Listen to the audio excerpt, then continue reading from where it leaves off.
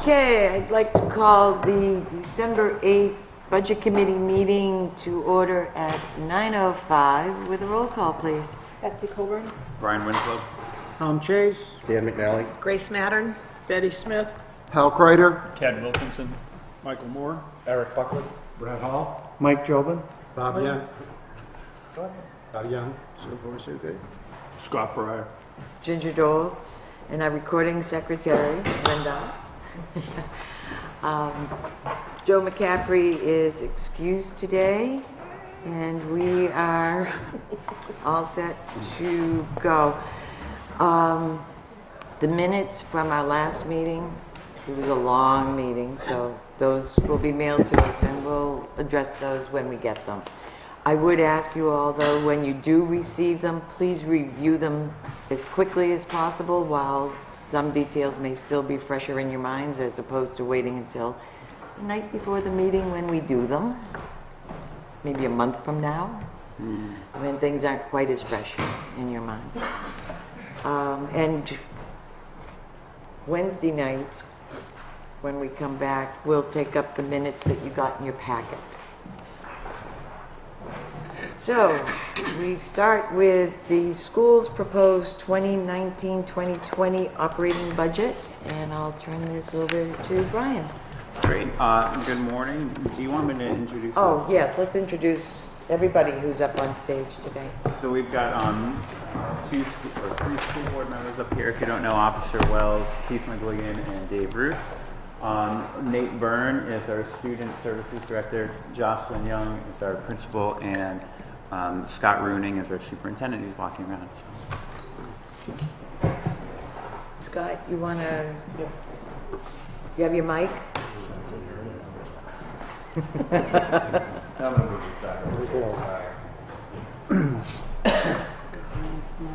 Yeah. Oh, I'm sorry. I missed Robert O'Sullivan. He's our business administrator. Yes, he's in the back row. Sorry about that. Thank you, Mr. Chase. All set. Good morning, everyone. I'm going to try to do this with a microphone in my hand.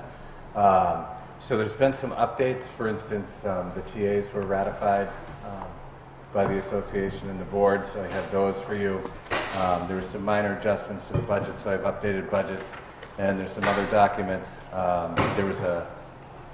We modeled it off of last year's, and last year's staff list was the year before's, and the support staff went to do that, and then we noticed we didn't have the right staff list for you, so we've updated that. So I've got a packet in front of you, and it should be all set up the same way. So if you turn it over, and we'll start in the back section. So if you go to staff list, salary and benefits, Please. and open your rings,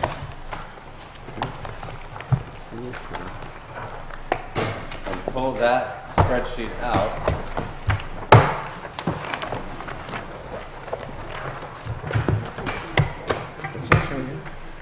Staff salary and benefits. Almost in the back. Yeah.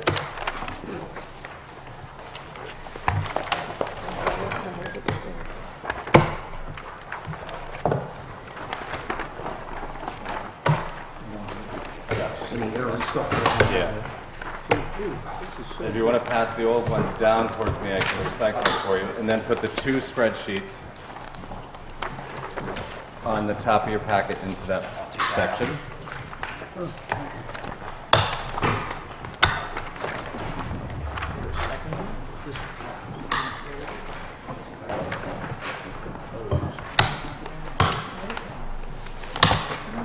Both these spreadsheets? Yep. The next section that you're going to fill is your 2019-2022 to 2022 NESPA CBA section. It's empty. You're going to take... Wait, go a little slower, Scott. 2019, Okay. 2022. Oh, thank you. What are we looking for? You have a tab that says 2019-2022 NESPA CBA, Yep. and beneath that tab it's empty. He has something for you to insert. Thank you.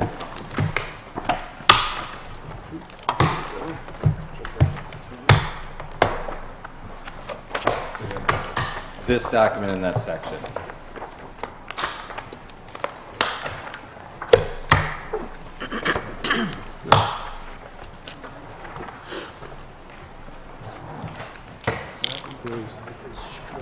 Here, Ted.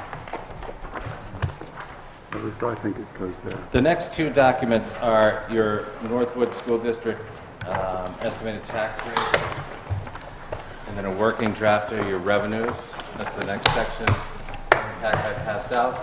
So which tab is What that? you want to do is put that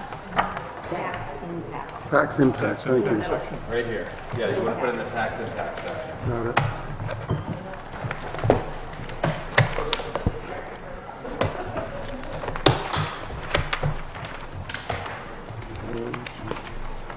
Is this, and is So this, that's now two sheets. taking these Right here. One? If you look up here, I'm holding them up for you. is it a And replacement? the old one can come out. The old one comes out.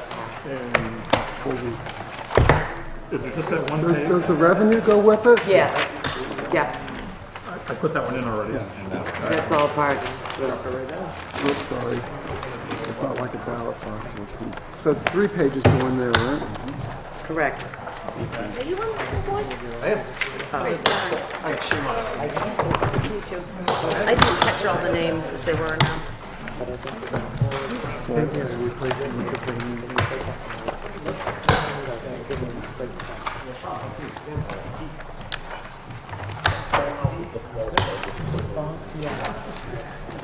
Well, actually, the next is your revenue report. That can, if you know where it is, that's fine, but it should go in with your current financials. This way. And you can pull, you know, no, there isn't one there. So. Put it under tax. That just goes in with it, we don't take anything out? I get it. I don't know. The tax rate goes in with the financial, right? Just goes in with it? The tax rate goes, yeah, I think the revenues go. Yeah, insert it into that section. You're supposed to spill coffee on it too. Where do you want us to put the revenue? That can go in with your current financials, which is right in front of that. It's all in reverse order. And then when you're ready, I'm going to change the rules on. So your next section is your default budget. I hope that, or I expect that some people have taken notes on the default budget. So just take the new default budget. I would make a mark on the one that's in your binder, so you know what it is, and then put your new default budget on top of it. These are dated, right? So the dates would be different, right? Plus the And if you don't want your default budget, explanatory. you can throw it in here.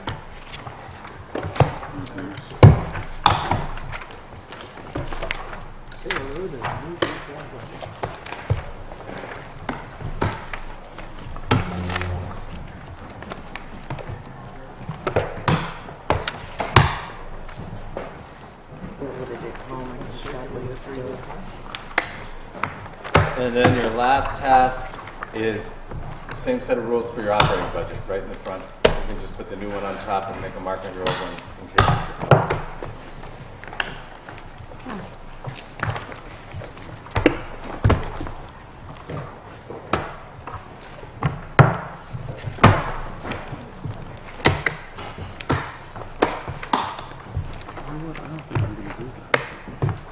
Hanging chads. Yeah, we got a bunch of them. I'll be able to follow my notes. No, they're not hanging actually. They're stuck. They're stuck.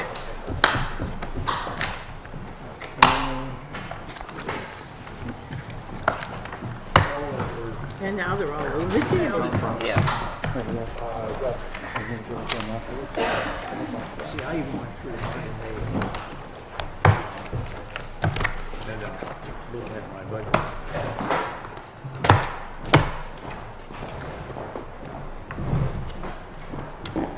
thank you, Scott. That was very well done.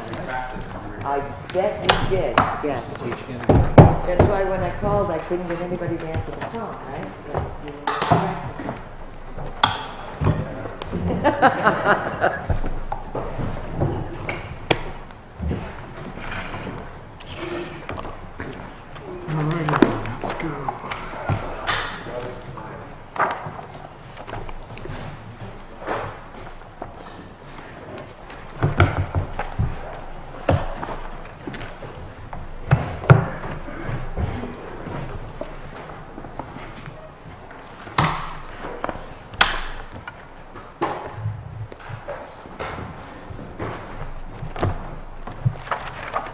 Everybody's set?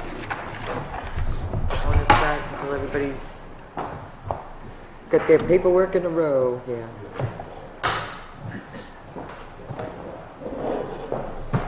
Okay, Brian, turn it over to you and Okay, great. There's a few sections we're going to have to hold off on while we're waiting for the joint board to vote, which we anticipate to be on Monday. So I know we've already scheduled a meeting for Wednesday the 12th, and hoping that we can address the things we have to skip at that time. But I'd like to start with the bottom line for regular education. This is on page 4 of 26, and I'd like to move the number of $2,485,373.17. Second. okay, we have a motion, Brian, a second from Betty. Does anyone have questions? We're Betsy? working off the new. Can we go We're working off the new one that we am. just got. Yep. Can we go through page by page and do all any explanations or anything before we start moving? Okay, we need to, what we can do is motion and second the section and then go to the first page of that section, and otherwise we're going to be going through it 3 times. With the town, we went through everything and then The back to town was- motions. Let's do it Betsy's way. We'll do it page by page. So we're looking for just the deltas between what was handed out. If you have any questions on page 1. Okay, I misunderstood. Shall we withdraw the motion? Let's withdraw the motion. Withdrawn. Okay, withdrawn. So Okay. We're just going to go through the budget. Page 1, does anyone have questions? Page 2, does anyone have questions? I have a question on that. And your question is? When we go through them,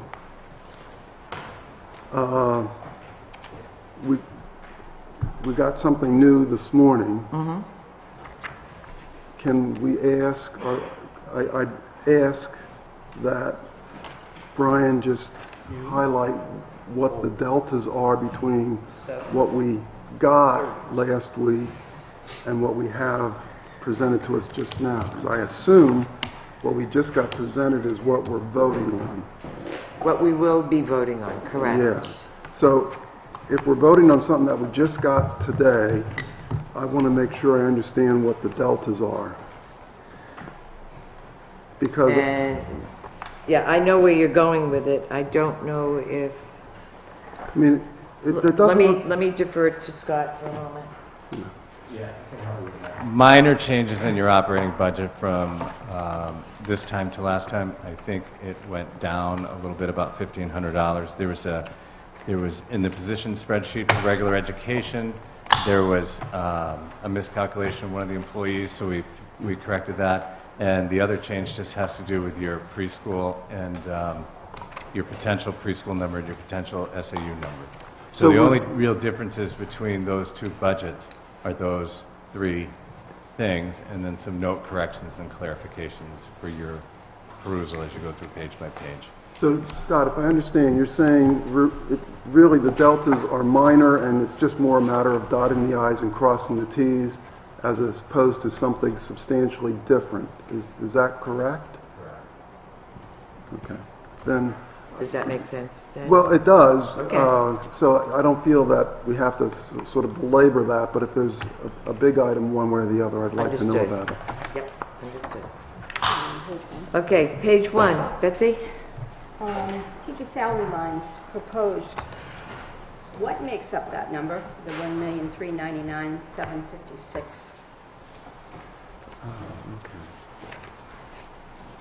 So that's one of the deltas. Okay, good.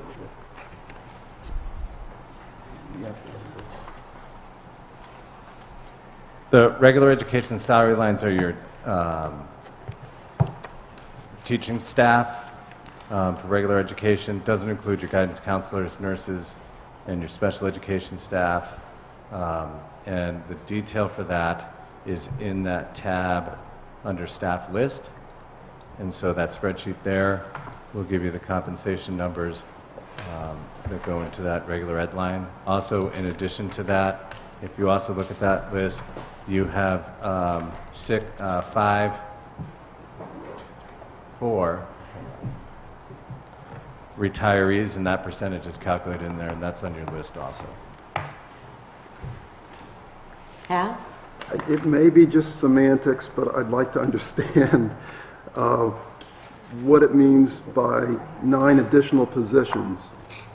It just caught my eye. I don't think we're hiring 9 more people. No, the note says this includes 27 teachers, which is your current numbers. There's no reductions or increases there, with 9 additional positions in the budget elsewhere. So that would be your nurse, your Okay, so guidance that's what it's referring counselors, to. that's what that reference. It's referencing you to, if you.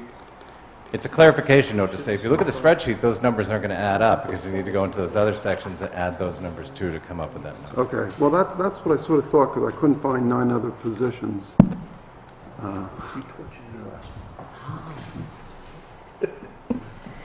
Grace? This question will take care of a lot of increases that I saw throughout the budget. If you look at line 5213, life insurance, it's up 30%. There are other insurances that are up sort of large amounts, and I'm assuming that's because of different people taking insurances or taking buyouts and just the rates that were set. I know we have a do not exceed rate that came in that was fairly higher than in the past. It's not a definite increase, but that's what it's budgeted for. If you have any more details from back there. I mean, I saw it in a number of places. Health insurance was up, life insurances. And I'm assuming those, as I said, those just have to do with rates you really can't do anything about and people opting into insurance or not. Am I correct in that assumption? That's part of it. Also, let's just take health insurance and sort of try to tease that out a little bit. So your dental rates are going to remain the same. Your health insurance rates, they've set what's called the GMR, which is a guaranteed maximum rate increase, and we have that now. We won't have those final rates until later in the spring. Okay. But it just gives us a budget number to work with. Life insurance has much to do with who you're insuring. Got it. And what the rates Yep. are. Yep. Okay. Thank you. Go ahead. Yeah, so I just had a quick question on your regular salaries. So if I look at your proposed budget, right, and then I flip back to the page with all the teacher salaries, is there a total I can trace that number back to? You would look in the regular education Yeah, section. yeah. Give me 1 second. Oh, I see what it's trying to do. And you would take the total compensation and add that up in that section, and that will match. And we did verify that yesterday, that line. Well, wouldn't that be, okay, let's just walk me through this. Under regular education, I got my teacher's salaries. So you got a total proposed budget, just for talking purposes, it's a little less than this, but 1.4 million. So if I go back to that listing of the teacher's salaries, wouldn't it just be the salary? Is there a salary line total that I should be able to tie out to? It's not total. Can I jump in? Yeah. Ms. Colburn just brought up a point. If you look on the note where it says teachers 1,349,394, and you add that to the second line down, for a total of 45,362. That number comes out to, on that tab sheet, the total regular education teachers of The total compensation line? Right. Does that make sense back there too? It looks right up here. That's basically right. Just, it would be, you know, just for next year, it'd be nice if these totals, like, you could have put totals under the total salary, total benefits, so it actually tie out to the line items. Okay, Just a suggestion. thank you. Sure. Other questions? Hal? Yeah, just a minor point, and maybe it's, I don't understand the, all the taxes and stuff, but the salaries are going up 4.7%, and I guess my impression was FICA is pretty much in lockstep with salaries, but it's not going up the same amount.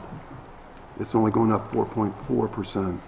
So I don't know whether we're missing some, or whether maybe the laws for the FICA are different. You understand what I'm saying? I do. I know we've looked at the FICA lines with the school board, with the business administrator a few times, because we had a few questions, and they have been double checked. If there's any more details that we'd like to get from back there.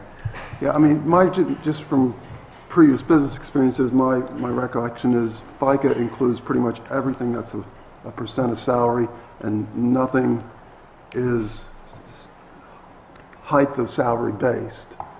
But maybe that's not true, and maybe that's why there's a difference. I'm just wondering, because it just seems like there should be more money in there. Is there a cap, there's a cap on FICA? It's 0.765% of the salary. Say that Wait, again, please, Scott. It's 0.765% of the salary, but you need to remember that sometimes you have that you have deductions that are pre-tax off your salary. Okay. So to that- give you a okay. specific answer would be probably a 3-week project. No, But just you wanna know make- There's going to be some variability, because if I have something taken out of my check pre-tax, Pre-tax. my FICA is going to be. Got it. Okay, well, that's okay. I just want to understand why that wasn't the same. Other questions on page 1? Okay, moving on to page 2. Grace? This is a similar question to previously. I noted a lot of lines, down 56%, up 340%. I'm assuming that has to do with timing of when you buy textbooks and supplies and Yeah, that's like what this. all of the notes are. Okay, but there's always going to be that kind of variability in the school budget. I mean, I should know this, but it was 20 years ago that Well, we we're did a going to school give you budget. a refresher course, Grace. Okay. Yeah, I mean, Ms. Young could probably answer more, but as we replace some of the curriculum textbooks or other materials, then different years, a different area. Yeah, where different. then we need to I focus mean, on. any year there are going to be huge fluctuations in those lines. That's all I wanted to know. Thank you. Hal? I just want to understand on the field trip line, What line? that would be Oh, I see it, yep. The 5591. We match what the PTA provides, and I'm just curious. We've not been having field trips in the past. I mean, the earlier years lines are zeros. Right, the school board felt that it was worth funding field trips, so we include that in our budget. Okay, so in the past, the PTA funded the entire cost of the field trips?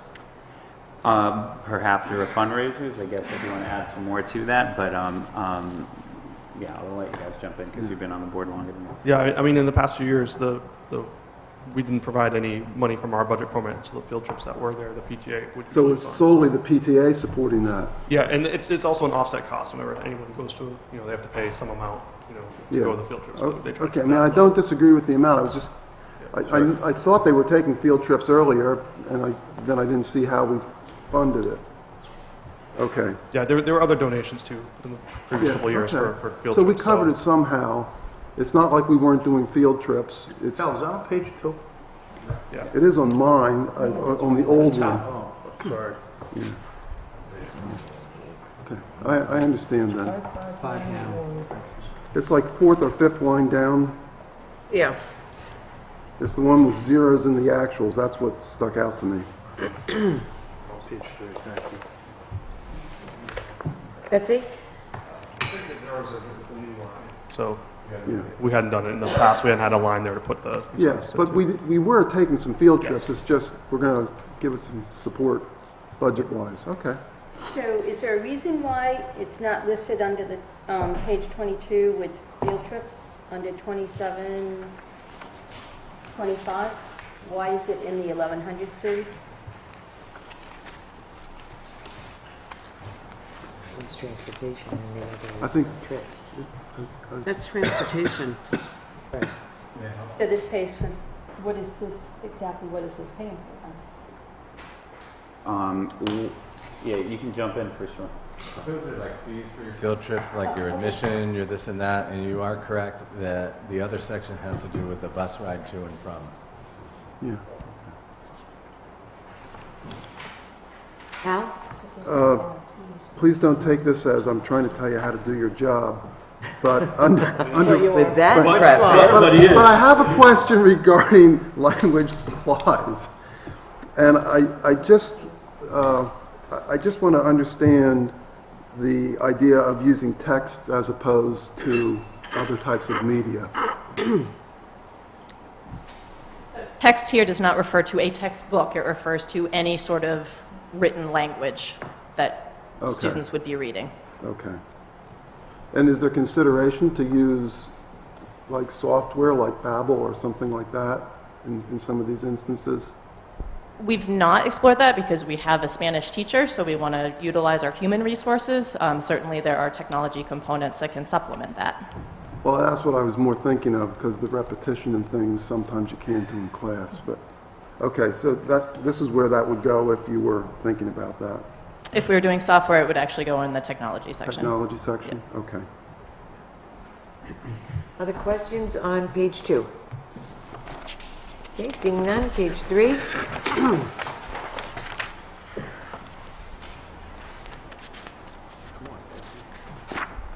Okay, not seeing any.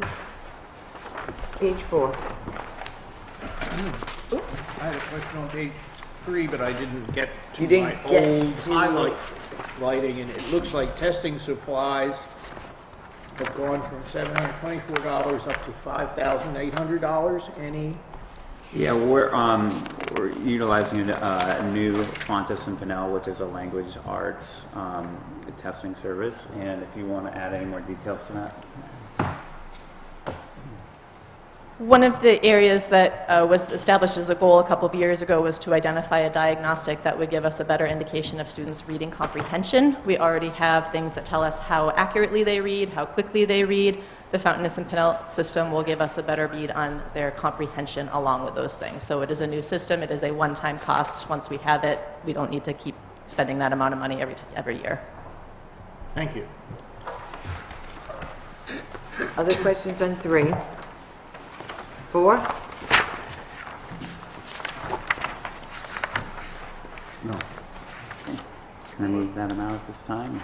At this point, we'll just go through page by page, I think, and then we'll go back and do the totals. It's just going to be Okay. better that way, I guess. Any questions on page 4? Page 5? Yes, Mike. Okay, on top of page 5, under health benefits, under your regular education, you had about $400,000 worth of health benefits for $1.5 million worth of salary, or less than a third. Here it appears you have $268,000 in health on something that's more like $500,000 worth of salary, which is over 50%. So why the difference in that? There's 2 factors that affect your health insurance line. One is your guaranteed maximum, actually there's 3. One is your guaranteed maximum rate increase, which is in there. The other is if there's a change in plans, meaning that there's a change in the structure of the family of the employee, and they elect a different plan from a single to a two-person or to a family, that's going to cause an increase.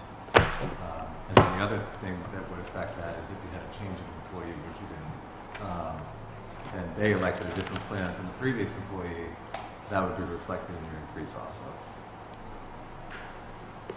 So this is, somebody's elected a more expensive plan than they had before, is it? It is a combination of the GMR and a plan change.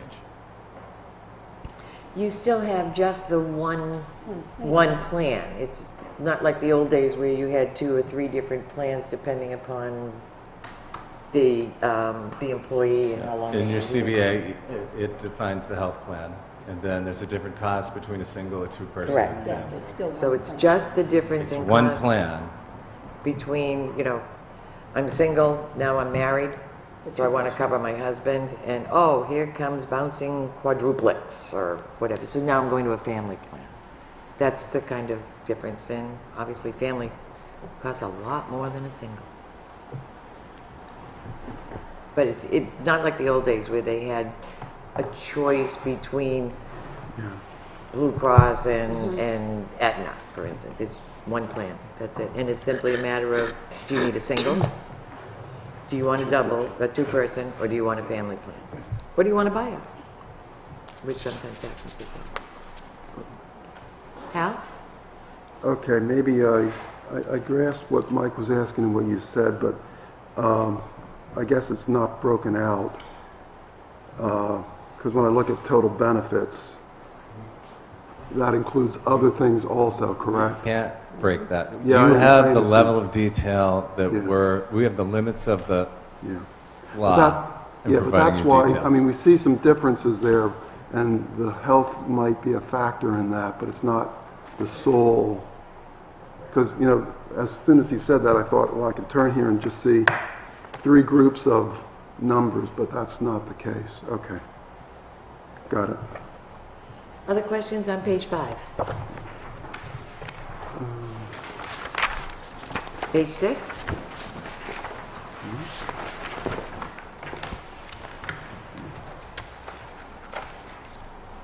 Page 7?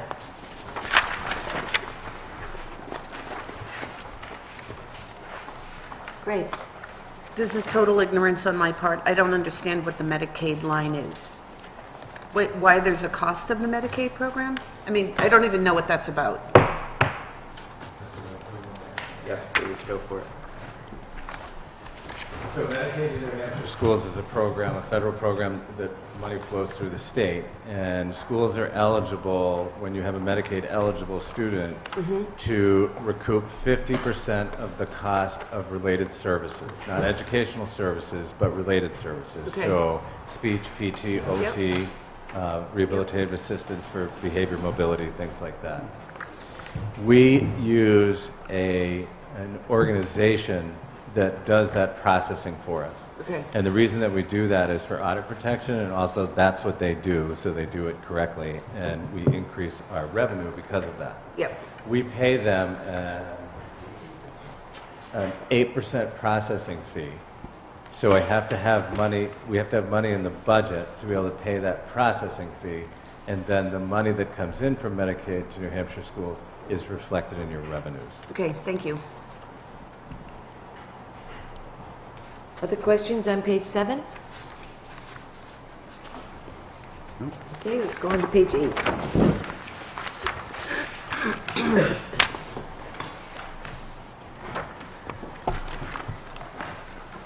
Okay, seeing none, page 9.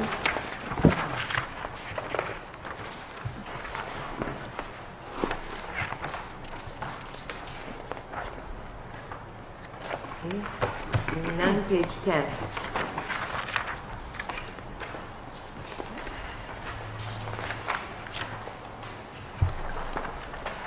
We're on a roll. Yeah? I know, I should be quiet, right? I'm good. Page 11. No, you don't need to find one, Hal, just to jinx it. Nothing on page 11. How about 12? I had actually Oh, had something I'm on sorry. page 11. Yep.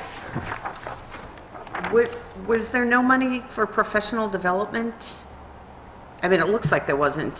What And- line are you on, please? Oh, I'm Brian? sorry, I'm on line 5322. Professional development, How far down? two-thirds of the way down. Oh, thank you. It's highlighted in orange on my paper. I'm not seeing that. You must have a different version.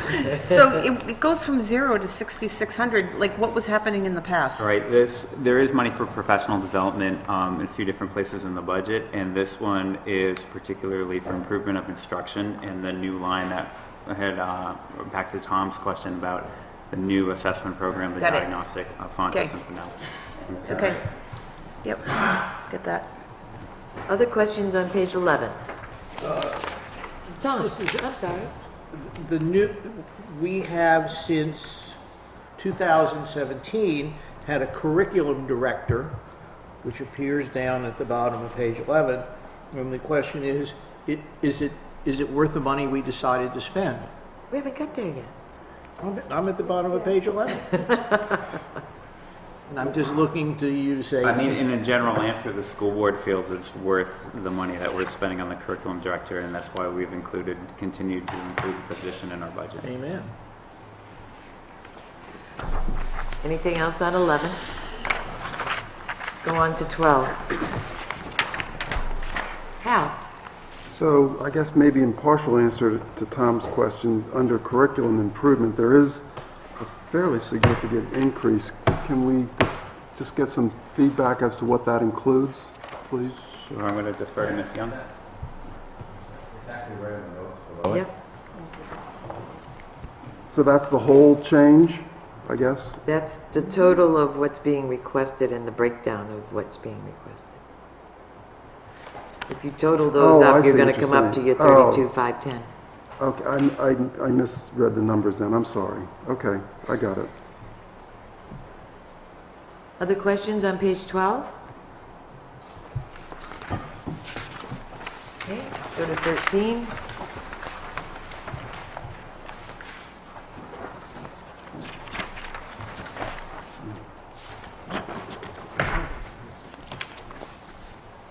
Seeing none, we'll go to 14.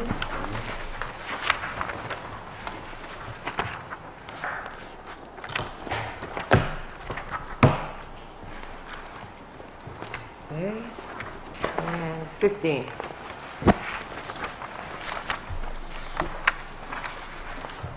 Just point out, this is the notes, that's a list of the new software. And as a general statement, I totally appreciate the school board's efforts to break this out and give us The detail. detail so that we understand where that money is being spent, what kinds of things it's being spent on. Hal, did you have a question? Yeah, I don't think Mr. Robert is here, so maybe maybe we can't answer this, but the replacement of equipment technology and stuff, I'd just like to understand what our replacement rate is on computers and things like that. I'm going to defer to Ms. Young. I know we have a technology plan. It's ongoing. It's scheduled replacements, but I'll let you fill in more details about that if you want. Well, let me lead the answer a little bit. I don't, unless I'm missing something, I don't think that computers are getting any cheaper, and I don't think the class sizes are changing that much, but yet I see the numbers are dropping. Well, computers are getting cheaper. Oh, yeah, they are, big time. Big time. Price out a new computer today, it's Well, let's hear what she says. fifth of the cost of what it was. So these numbers do align with our technology plan, which calls for about a 20% replacement every year. So 20% of the computers in the building are expected to need to be replaced. Sometimes that happens sooner, sometimes Right, it doesn't. So Mr. Robert does keep an inventory of what computers are in good repair. So there is some adjustment to this number based on what he anticipates the actual needs are. But it, in general, is about 20% for student computers. The staff computers are fewer in number but more in money because we buy a higher quality computer. For teachers, they tend to take better care of them. And then the smartboard replacement, I apologize for the typo in that note. Every classroom is equipped with a smartboard. Some of them are now at 6 or 7 years old, so those need to be phased out. The technology has changed 1,000-fold in the last 6 or 7 years. So those are quite out of date. The iPad replacement is also part of the technology plan. And then the headphones, as we get more and more using the computers for individual students, noise becomes a factor. So trying to make sure that we're supplementing what kids bring from home for their headphones with things that we can provide to them as well. I mean, my concern, and I'm okay with the explanation, if we fall behind, then it's hard to catch back up, is really my point. So if I can say, this technology plan where we're replacing computers, 20% a year is relatively new. I think we started a year or two ago, so some of the bigger numbers you see in the actuals from previous years are because we did have to play some catch up, because the years before that, we were not going through doing this. So we're trying to get to a point where, it'll be this value ongoing, and not be going up and down. Yeah, so you think we're getting closer to that? I think so, yeah. Is there any revenue to be realized from these computers that you are replacing? It's an interesting question. I wouldn't think so. So there's two parts to that question. Is a computer that broken probably still has some usable parts, so I'm sure Mr. Robert keeps a cadre of those. And then the school district has a disposal of asset policy in place. And first is to sell, and then it goes down through a list to donation to disposal. Other questions on page 15? One question, just a quick comment.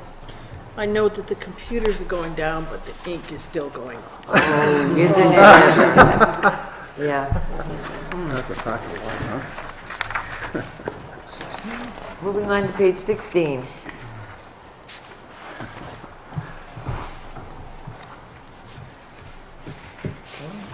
Seeing none. Page 17.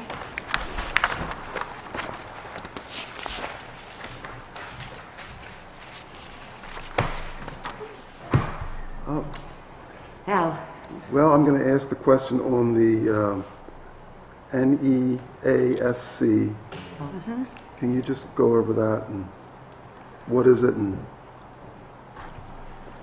I didn't recognize what the letters are, so I mean, as a starting point, that would help. Sure. I'm going to ask you to fill in details. It's what I can say about it is the school board was previously hoping to get NEASC accreditation, which the application was approved, and this upcoming year we have to host a site visit. So the increase in cost is for that expense. If you want to talk more about NEASC in general, that would be helpful. So it's an accreditation process? Yes. So the acronym stands for the New England Association of Schools and Colleges. And it is an accreditation organization that comes out. So we did an application over the course of last year. We're approved to be a candidate. Over the course of this year, we're doing a self-study, providing evidence of our meeting of the standards according to NEASC. And then that work will continue into next year, culminating in a multi-day site visit where 8 to 10 NEASC representatives will come, do interviews, review our documentation, tour the school, observing classrooms to determine our accreditation status. So what does the accreditation actually address? Does it address school policies, the way we teach the children, or disciplinary? I mean, what all does the accreditation cover? All of the above. So it's a system-wide look. There are 7 discrete standards that they look at, including curriculum, facilities, instruction, staffing, use of resources from the community, use of resources in the school. So it's a multifaceted look at our school as a whole and how it functions. Do we have anybody helping us work our way through this accreditation? In other words, a consultant or anybody like that coming in to help make sure we have things in place, things like that? We are working directly with NEASC. So the gentleman that we work with is named George Edwards. He has come out a couple of times and spoken to the building leadership team, who's taking the lead in organizing the effort. He's come and presented to the whole staff. He's available for consultation as we go. So not formally a consultant, but certainly getting some support from NEASC directly. Okay, so that's part of their fee then. I think it's a good thing to do. Any other questions on page 17? Bob? On the telephone line, I noticed that in the new equipment, you were purchasing an iPad with cellular capability, and yet there is nothing new in the telephone line that seems to reflect that. Okay. We're on... It's on page 18. Oh, I'm sorry. still on page I'm on 17. Okay. If I may I'll indulge, get to that back then. No, that's all right. I don't think we had anything left on 17, did we? I have one more question. Oh, I'm sorry. Hold that thought, Ron. I'm holding it. Okay. Yes, Hal? So don't take this as too personal, but I'm looking at the principal's salary and the vacation day buyout. Is that your rate per day? Or is that days? That is based on my per diem, yes. So just one day is $2,000? No. That's why I was asking. Well, that's why I was. So what's happening there? You're not taking as much vacation as we would like to give you, or?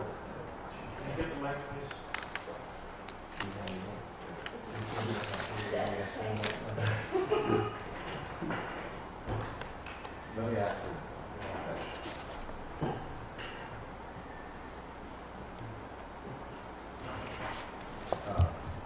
as part of negotiating in her contract, if she isn't able to take her vacation time on a yearly basis, there's a portion that can be bought back, and that's why. Okay.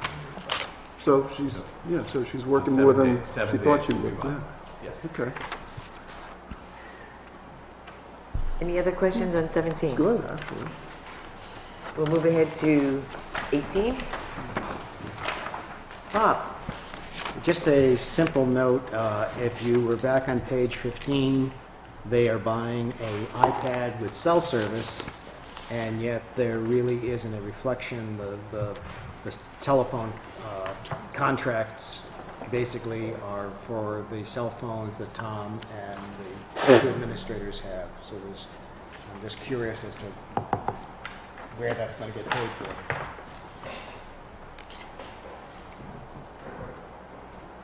Sorry? Repeat the question. I'm So just saying, if you look, looking at page 18, the cell phone line is consistent, pretty much, and yet you were requesting an iPad with a cell phone, and I'm just curious as to, I mean, obviously you can overspend the line, but just thinking ahead of time. Unfortunately, I don't have a tech director here.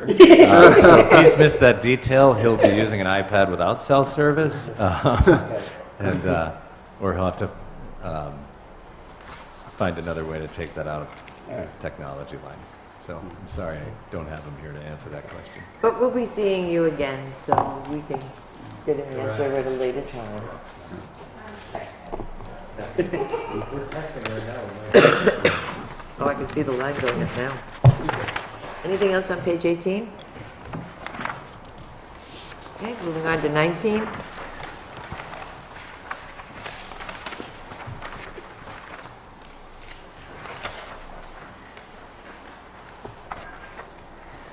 Okay, seeing none. Page 20. Al? I'm looking at the replacement of equipment about 3/4 of the way down. And I'm just wondering whether we've considered putting that into the CIP, or maybe it is in the CIP plan, CIP. And then the second part would be, does this not fall under maybe an equipment fund that we already have, that it could come out of there? Do you understand what I'm asking? yeah, we've been discussing the replacing the tractor as part of the CIP. We decided to put it in the budget as it is. I mean, we have to spend the money either way. I'm just Right. trying to think about planning purposes for the town. It's not a big number, so it doesn't disrupt things too much, but just asking. Mr. McGuigan, if you wanted to talk more about that. But, I mean, we chose to put it here rather than take it from a capital reserve or facilities reserve or one of those funds. I think because of the amount and, the equipment. If I might interject, I'm sorry. I don't believe that that would be your building fund eligible. Okay. I think you might have some legal difficulties extracting money from your building fund for equipment. Okay, so that's the delta there, okay. And even if it were part of the CIP plan, eventually it's got to show up in a budget somewhere when Well, it's time budget to replace or those some things. other way of Right. funding. And I'm just asking, what you're Right. thinking about. But it sounds like we don't really have a fund that would be eligible to even consider. Or putting that's it- this kind of equipment, Yeah. correct. Other questions on page 20? Okay, page 21.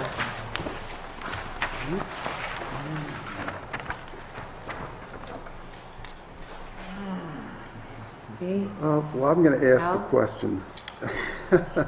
I'm looking down near the very bottom, school transportation. It's not really a budget question, but are we comfortable that we got all the drivers we need and everything? Yes. confirmation. Moving on to page 22, Maybe just one question on, on 21, or? yeah, you have water testing for this year, but not for the last 3. Is that something we should have been doing or not, or whether we have to test the water every few years? I'll let you go. The state of New Hampshire passed a new RSA that ups the level of lead testing that we do in schools. You had a standard water test each year that was pretty low cost, probably just showed up in your contracted services or somewhere, but now we need to test each source that can be, the potable water comes from, so drinking fountains, sinks. And so the reason you see that in there is to cover the cost of that test. Okay. Oh, so you're sorry. Al? So you're testing now each device. You're not testing water Bob provides. We're testing the main source because But- we have the same law. Yeah, but you're having to test as it comes out of each device or whatever you want to call it. Ooh. Can I ask a question, just out of curiosity? Yes, If he's testing the water from the supply, Yeah, that's fine. right. Why would you have to test it again? Because let's it's say going through the the water pipes and coming stuff? out of the district has a lower pH Yeah, on the low end. yeah. Now there's the potential for leaching out lead from your copper, if there's copper pipes and solder, so they just want to make sure that Gotcha. the I entire just system kinda- is clear, yeah. other questions? Okay, going on to 22. I lost track of my numbers. I think we might be on 23. Thank you. I lost track of my numbers.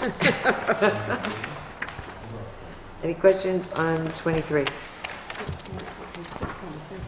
Oh, we did? Sorry. Grace, you and I are on the same page, We are. obviously, but, well, I had the page like I wasn't sure if I had flipped it or I was going to flip it. Other questions on 22? Yeah, where's the field trip going? We. You know where you're going? No, I don't know where we're going. Page 23?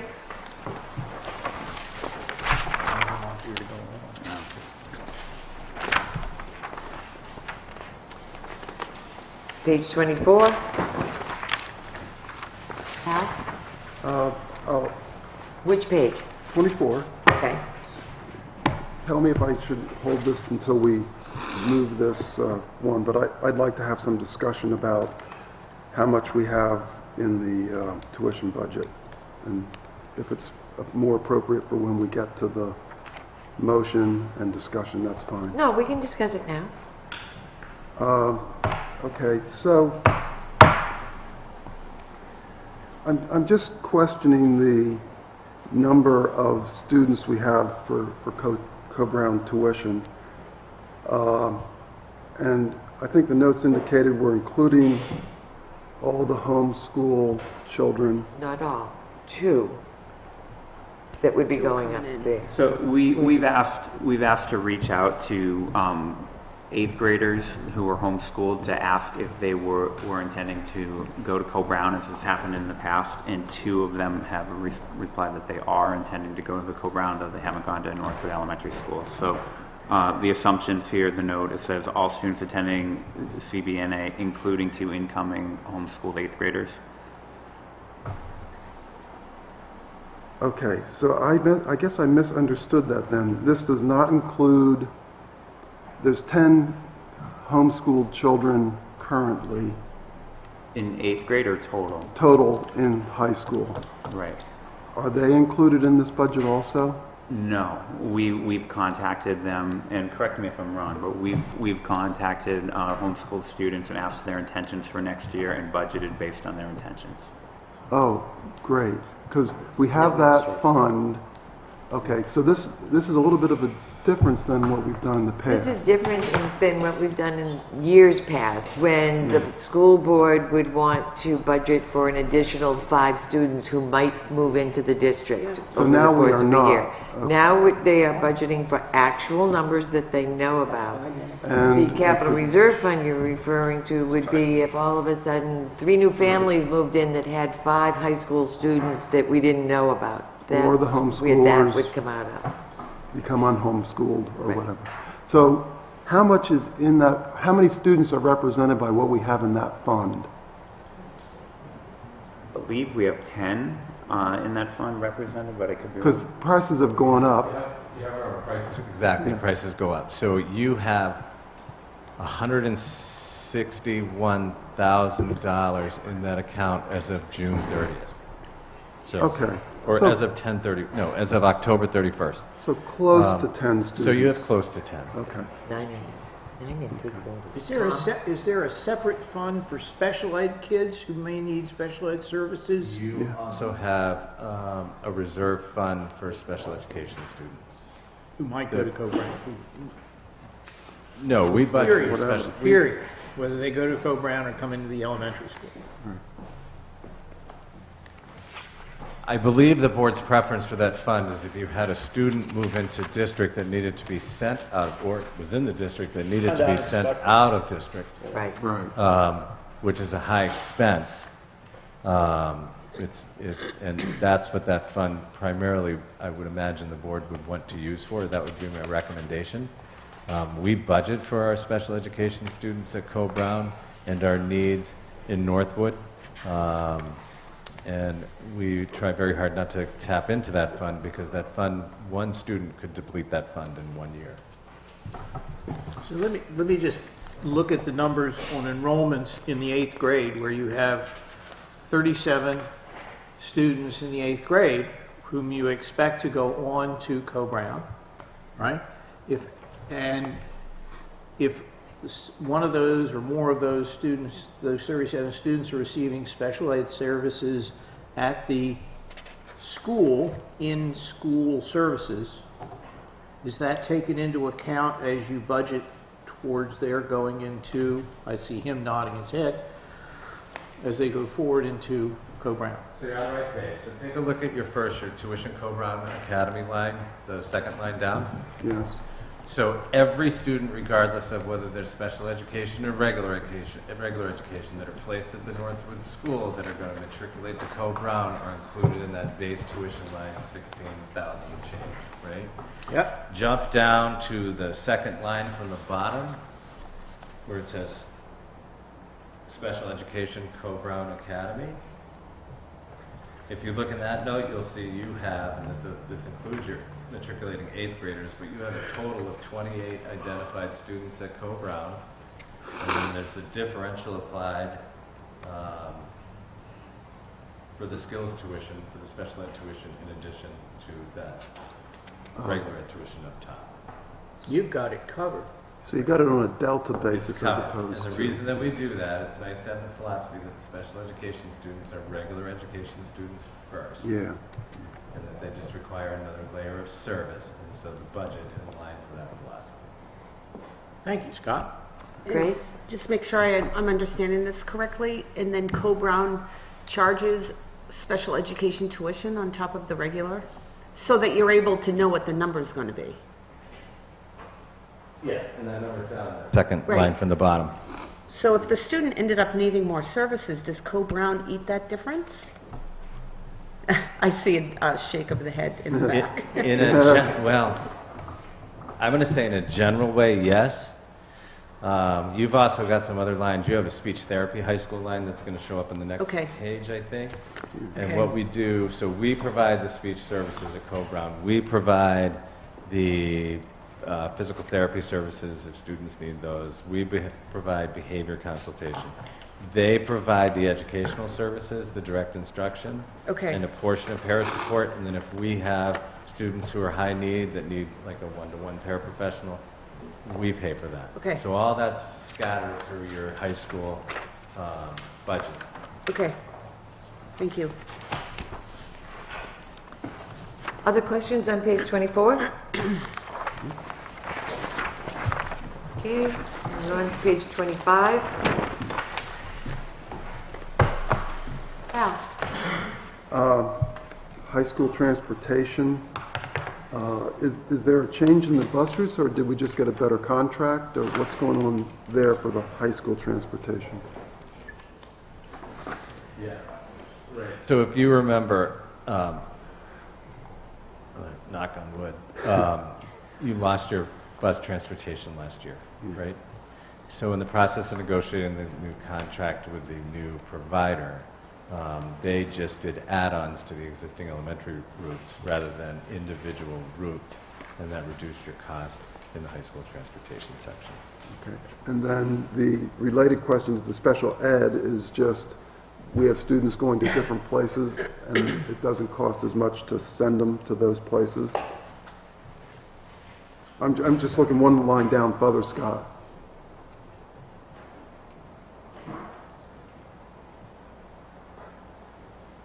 I have an answer, but he's probably got a better one. So.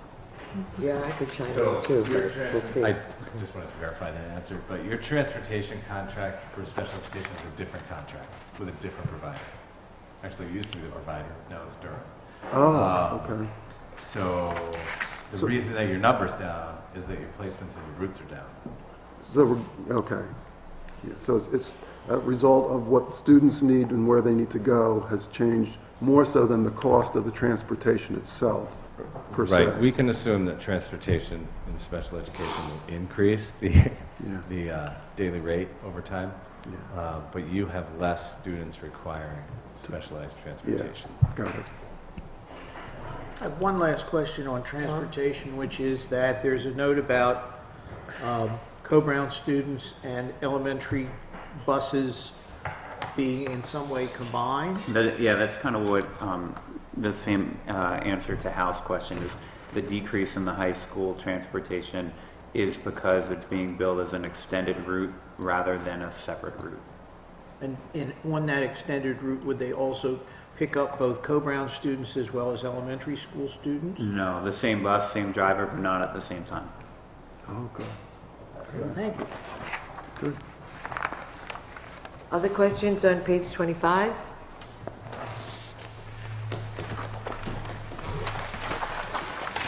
And top of 26.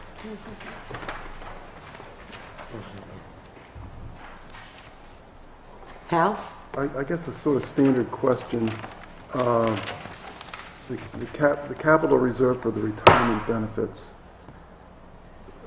how, I guess, financially, how are we relative to what our liability is? Am I asking the question It's going to the right? require some study to, we'd have to look at what your balance is and then I'm just trying to get a calculate sense, are we, because we're not funding it this year, so is it the sense of the board that we're sort of close, or we can cover most of what we need? I'm just trying to get some sense, because I have to tell you, I'm more of a proponent of gradually paying as we go along and keeping things level than getting a surprise and, oh geez, now we got a big expense that we somehow have to deal with, especially if it comes up. I mean, who knows why somebody might retire, but if something happens and several retire at once, I believe we're pretty close to being on schedule. I don't know the total liability. yeah. I know it has come up with the school board. We've looked into it. I don't remember the details. But you think we're relatively close? Everybody, I don't mean to put you on the spot, but I think that might be something that the school board could research between now and then. I'm guessing that you would be wanting to make a motion to put money on that. well, Oh, yeah, wait a minute, I that's just a don't warrant like. article. No, that's a warrant article, so they would have to determine whether or not they were going to do a warrant article for it. It's just showing on their operating budget, but it's Okay. not part Okay. of the Fair enough. Fair operating enough. budget. Good. Tom? The town, I think, provided us with a copy of the amount of money in different funds. Which We is in my gotten a book at home. similar document from this, for the school? Yeah, next time. Well, I'm not Yeah, very. we've been discussing them like in the last couple of meetings as we've been looking at warrants and stuff. So it'll be pretty quick to get. But I don't know. It'd be nice to have a piece of paper. Sure. Yes. So what I'm thinking we can do fairly quickly, since we've gone through the 26 pages, is now go back and take a vote on those sections that we can vote on, and then we can take a break. And we'll get into warrant article. Does that sound? What sections can't we vote? Special ed, we cannot, because we're waiting for final numbers from the joint board, which occur Monday, and we meet on Wednesday. So Mr. Winslow is going to take us through sections that, and make motions, which he does very well. Pressure, Brian. Okay, Pressure. so I'm going to start on page 4. I'd like to move the line for regular education of $2,485,373.17. Second. So we have Brian with the motion, and I'm going to call Betty for the second on this one, and because you spoke it at the same time. I move. Hey, any further discussion necessary? Okay, all those in favor of $2,485,373.17 say aye. Aye. Any opposed? Okay. We're going to hold off on total special education on page 6. So I'm going to ask everyone to move to page 7, and I'd like to move total Medicaid proposed budget of $8,000. Second. Brian and Betty again, only because your voice is louder. I know somebody else. She projects. So, she projects, that's it. Any further discussion? Seeing none, all those in favor of $8,000 for Medicaid say aye. Aye. Any opposed? Okay, continuing on page 7, I'd like to move total co-curricular $44,850. Second. Brian and Grace. Motion and second. Do we have further discussion?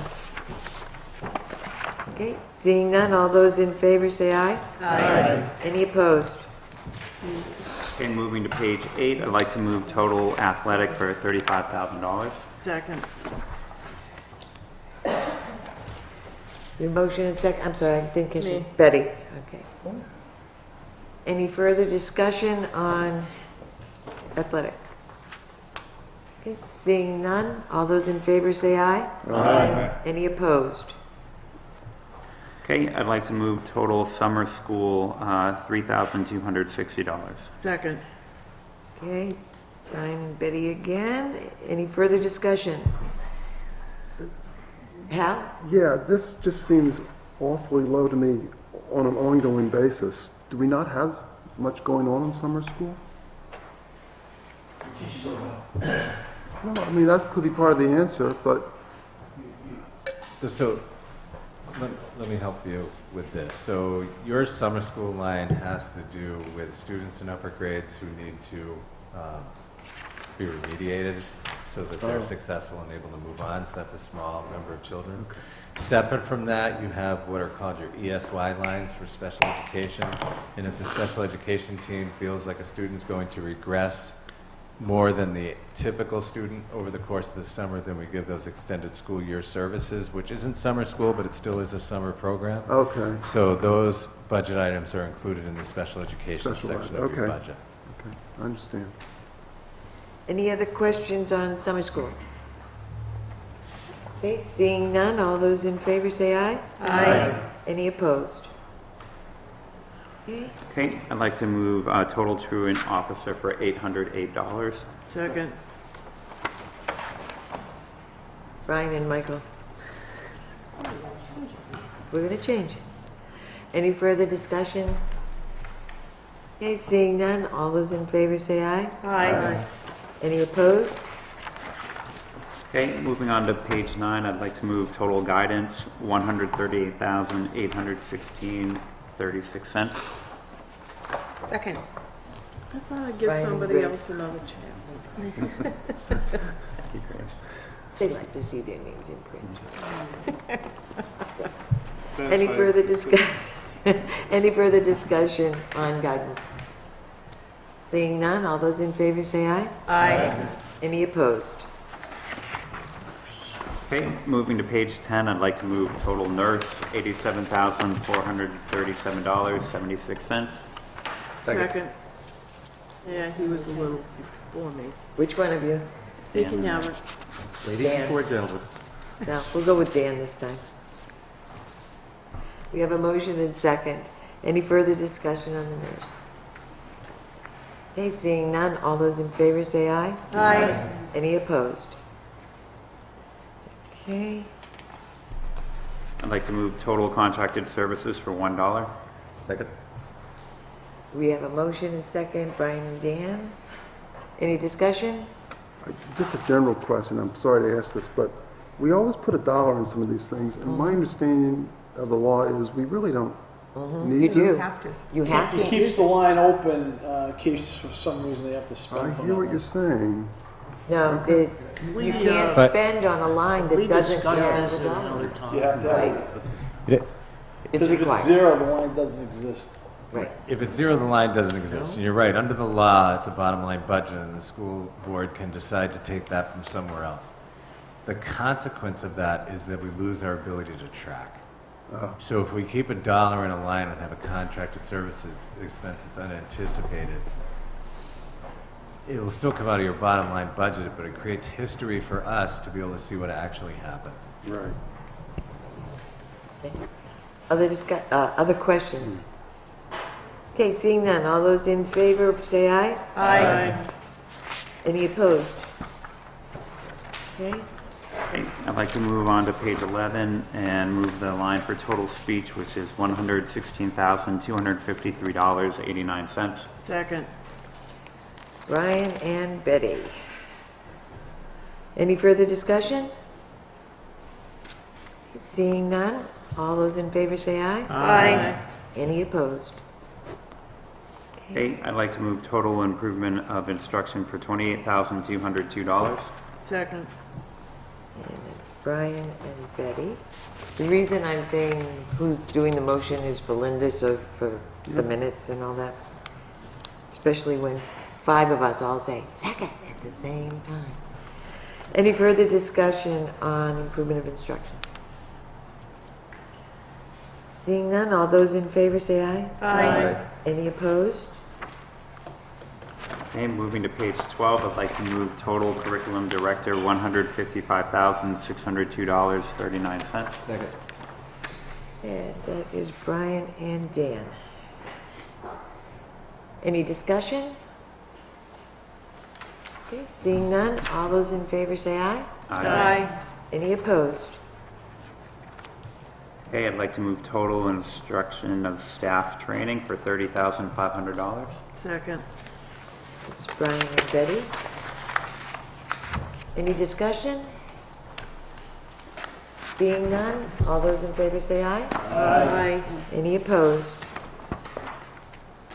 Moving moving to page 13, I'd like to move total media for $79,460.60. Second. And Brian and Betty. Any further discussion? Okay, all those in favor say aye. Aye. Any opposed? Okay, And moving up to page 16, I'd like to move total other support services, $222,383.53. Second. Brian and Betty. Any further discussion? Okay, seeing none, all those in favor say aye. Aye. Any opposed? Okay, Okay, moving to page 17, I'd like to move total school board services, $75,894. Second. Brian and Grace. Any further discussion? Okay, seeing none, all those in favor say aye. Aye. Any opposed? And abstention. 2 abstentions. So that's a 13-2, Linda. Okay. I'd like to hold on total SAU expenses until we get a vote from the joint board. Brian? And I'd like to move on to page 19, total office of the principal. I'd like to move the amount of $389,180.97. Second. Brian and Betty. Any further discussion? Okay, seeing none, all those in favor say aye. Aye. Any opposed?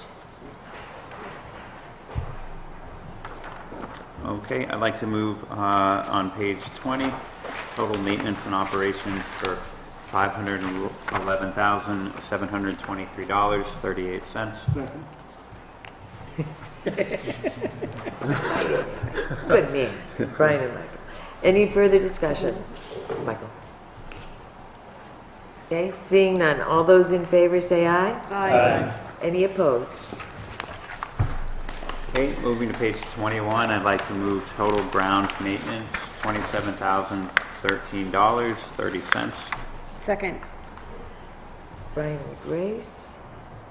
Any further discussion? Okay, seeing none, all those in favor say aye. Aye. Any opposed? Okay, I'd like to move total contracted services for the fire alarm, $5,880. Second. pick Betty, Brian and Betty. Any further discussion? Okay, seeing none, all those in favor say aye. Aye. Any opposed?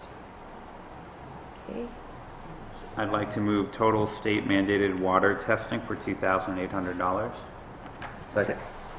Dan? Brian and Dan on that one. Any further discussion? Okay, seeing none, all those in favor say aye. Aye. Any opposed? Okay, moving to page 22, I'd like to move total school transportation, $336,959.20. Second. Brian and Michael. Any further discussion? Okay, seeing none, all those in favor say aye. Aye. Any opposed? I'd like to move total special education transportation, $61,335.40. Second. And that's Brian and Betty. Any further discussion?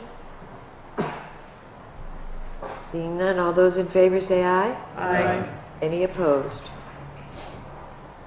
And I'd like to move total athletic transportation, $6,400. Second. Who was this? Dan. Okay. Any further discussion? Seeing none, all those in favor say aye. Aye. Any opposed? I'd like to move total class field trip transportation for $1,800. Second. Brian and Betty. Any discussion? Okay, seeing none, all those in favor say aye. Aye. Any opposed? believe we skipped the zero lines, and so I'd like to move total food service, this is on page 23, for $124,056. Second. The motion and Grace second.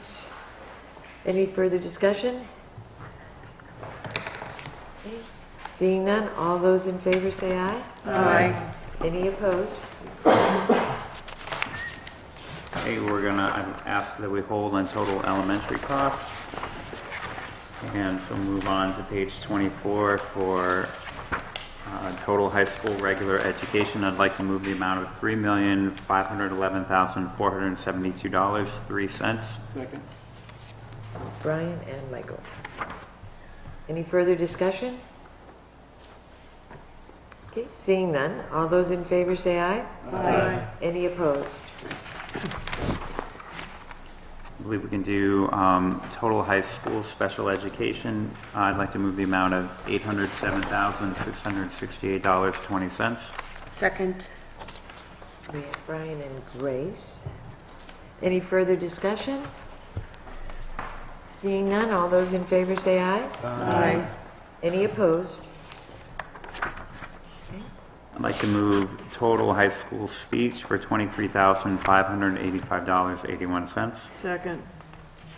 Brian and Betty. Any further discussion? Okay, seeing none, all those in favor say aye. Aye. Any opposed? I'd like to move total high school transportation $105,499.07. Second. Brian and Grace. We have a motion and second. Any further discussion? Okay, seeing none, all those in favor say aye. Aye. Any opposed? Okay. And I think we can do total high school cost. I'd like to move $4,448,225.11. Second. Okay, we have a motion and a second with Betty for the total high school costs. Any discussion? Seeing none, all those in favor say aye. Aye. Any opposed? Excuse me. Okay, and I'd like to hold on the grand total. We need to do that because it's, we haven't done special ed, we haven't done the SAU. Right. Okay, so we have acted on what we can on the operating budget. At this time, I'd like to call a 10-minute break, and when we come back, we'll address warrant articles. Okay, I'd like to call the meeting back in session at 10:40. And we'll begin with, everybody got a new set of warrant articles. Dan? Just checking if we're doing the same rules as lunch at noon and end at 3? Well, I'm thinking that we'll see how close we are at noontime, and if we're looking at just a very short time after that, possibly just going until we finish, rather than breaking for an hour and coming back for 15 minutes potentially. That's fine. So I figure we'll wait until we get a little closer and see where we're at. Well, we only have 6 warrant articles. So, and Ryan, you're back on. All right, thank you. So we're talking about warrant articles. So warrant article 2. We cannot address. We cannot address. Warrant article 1. So number 3. So I'd like to make a motion to recommend Article number 3. Shall the Northwood School District vote to raise and appropriate the sum of $480,000 for the? Oh wait, hold on. 400. Okay. So I'm going to just read it. $480,000 for construction and equipping of security-related improvements and renovations to the Northwood School, with $250,000 to come from taxation, and the remaining amount to be offset by a $100,000 grant from the state of New Hampshire, $70,000 from the Building Capital Improvement Capital Reserve Fund, and $60,000 from the June 30 fund balance available for transfer on July 1. This amount being unexpected appropriation for a school resource officer in the fiscal year 2018 school district operating budget that will lapse on June 30th. And rather than looking to recommend this, I'd like to ask Mr. Rooney to present more information about this article at this time.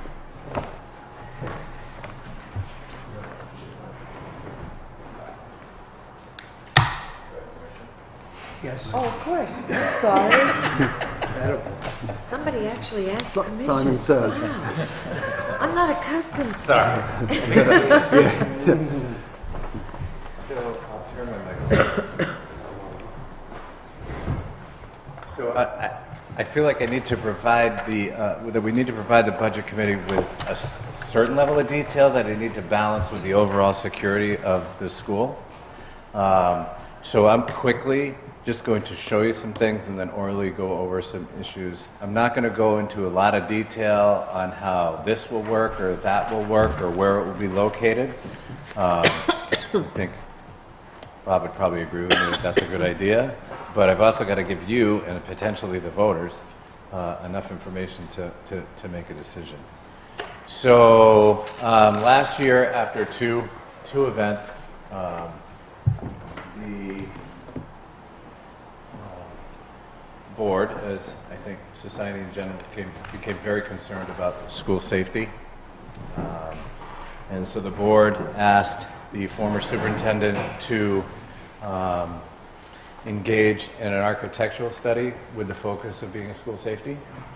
And from there, the architect came in, presented to the board in a non-public session, and then the board authorized a construction estimate. And we have that information back, and that's the result of that rather long and complicated warrant article and the ask for that $250,000 in other funding sources. So in looking at the Northwood School, the real concern is making sure that our security systems are up to date, and also that we eliminate outside traffic from crossing with student traffic with inside the building. So I'm just going to quickly show you, and actually Gary is going to blur this a little bit, but I will show it to you.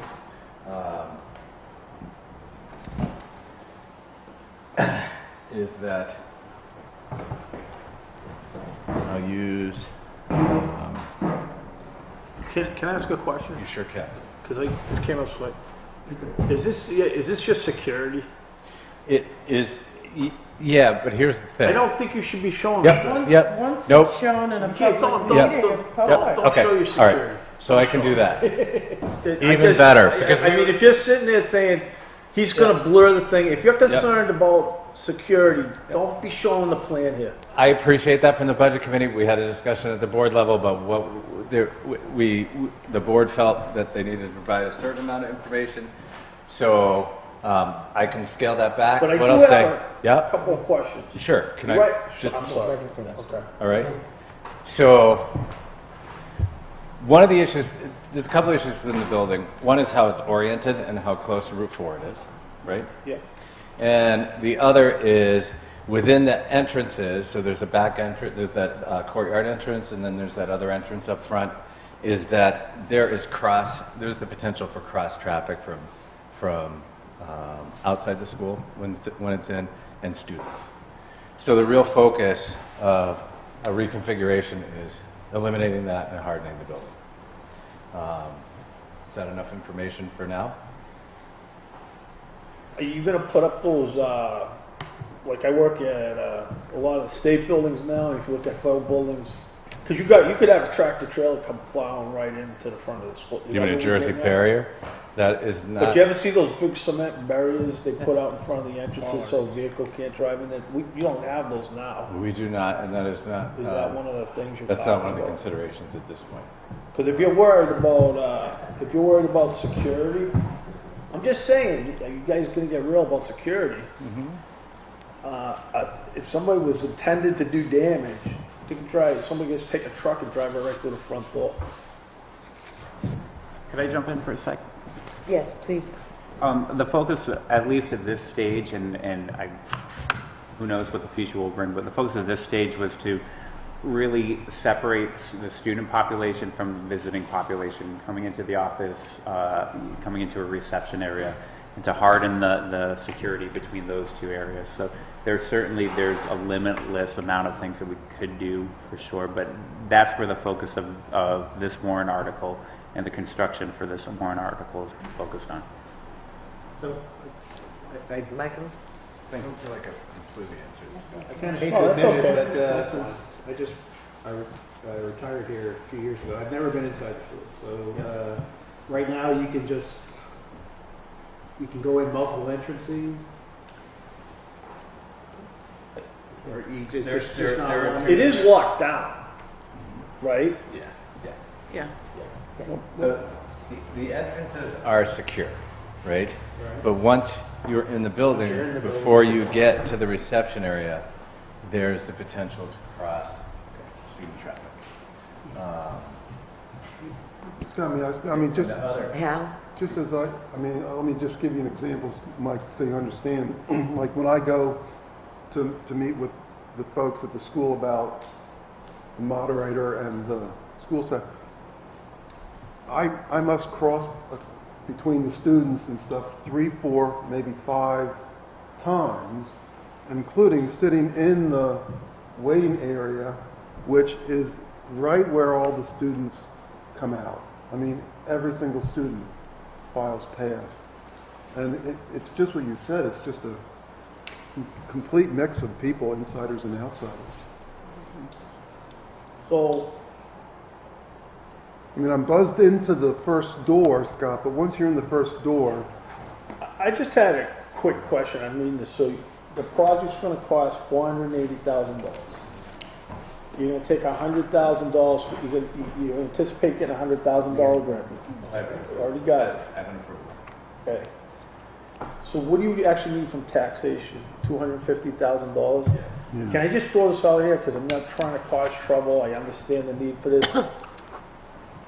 We're trying to go forward with the safety complex right now, which is definitely a huge need for the town so I'm wondering, I'm just saying, there's a risk that if we start putting out, you got a $250,000 here, we're asking for this over here, which is, I can tell you right now, it's going to be multi-million dollars. I'm just kind of concerned that we're asking too much in 1 year for both school, maybe balancing act, or I don't know. I don't want you to think that the board didn't have that consideration and conversation. I can ask one of the board members to respond if you'd like. If I can, I mean, one of the reasons, well, maybe to give a little history of this plan is that when we got this construction,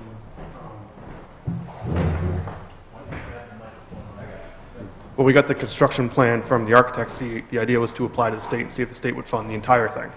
And that was actually the hope, is that we would get a grant for the entire cost from the state. When the state came back and said they would only provide, they capped it at $100,000. It's like, well, that's good. That's $100,000 we can spend for this, but the real cost obviously is a bit more than that. So we tried to kind of not scramble, but get creative and see what we could do to keep the amount down that we'd have to ask for taxation to do this, so that we could take advantage of the $100,000 that we're getting from the state. It's not clear. I mean, that is a time-limited thing. If we don't, it is kind of a use it or lose it thing. So if you don't spend, you can't, they won't hold it for you for another year. We can ask for extensions, I believe, but there's no guarantee on that. Okay. Very risky. Betty? Perhaps we prefer to pass on this and have this be the year that our school gets hit. Yeah, that's what I thought. Other comments, questions? Dan? There's no vote from the school board in this. Yeah, my apologies. We did approve it. We did recommend it 4-1 on here. Just didn't update that. You can write that in. Not sure if that's true. I'm just thinking, No, reading through this on a ballot, it's going to look like we're really voting for $480,000 instead of $250,000. Yeah, hold on. Hold on. I need to back the bus up a little bit. Actually, Chairman McGuigan, we decided to put this on Monday nights when we adopt the SAU. I spoke incorrectly. I was talking about the other warrant. Right, I apologize. I take because that back. there were warranting questions. This is not the warrant you originally had. right? So I think I can answer the question about, it looks like we're raising and appropriating more than that. Because it was a conversation with the school district attorney yesterday and a later writing email that allowed me to put this on the warrant. So you can't vote on this, but you certainly can discuss it. I had a lengthy conversation just late yesterday afternoon with Attorney Graham, and he believes that this is the appropriate and transparent wording that needs to be in the warrant, and that we need to explain, if we approve the warrant, that it is not for the full amount, that it's a $250,000 warrant, that you've got other funding sources in place. Does that answer everybody's questions so far? Yeah, I was going to say, that matches what we've always been taught at the moderators and financial. I think you have to word it like that. Right. Yeah, I don't think you have a choice. You have to spend that Right. money, but you know, you'd like to hope people can read that and understand, but sometimes they don't. Maybe you can use different font. Grace? Yeah, boldface, 250,000. I have a question about what this is going to buy, but don't answer if it's revealing too much about what the safety plans are. But I think you said that the major focus was to stop the cross traffic. So am I correct in assuming there would be rerouting of traffic and perhaps further security? I'm just trying to understand what the money's We for. want to limit the cross traffic, and we also want to reorient the entrance of the building away from Route 4. Okay. So you're moving the whole, okay. You have an existing courtyard entrance.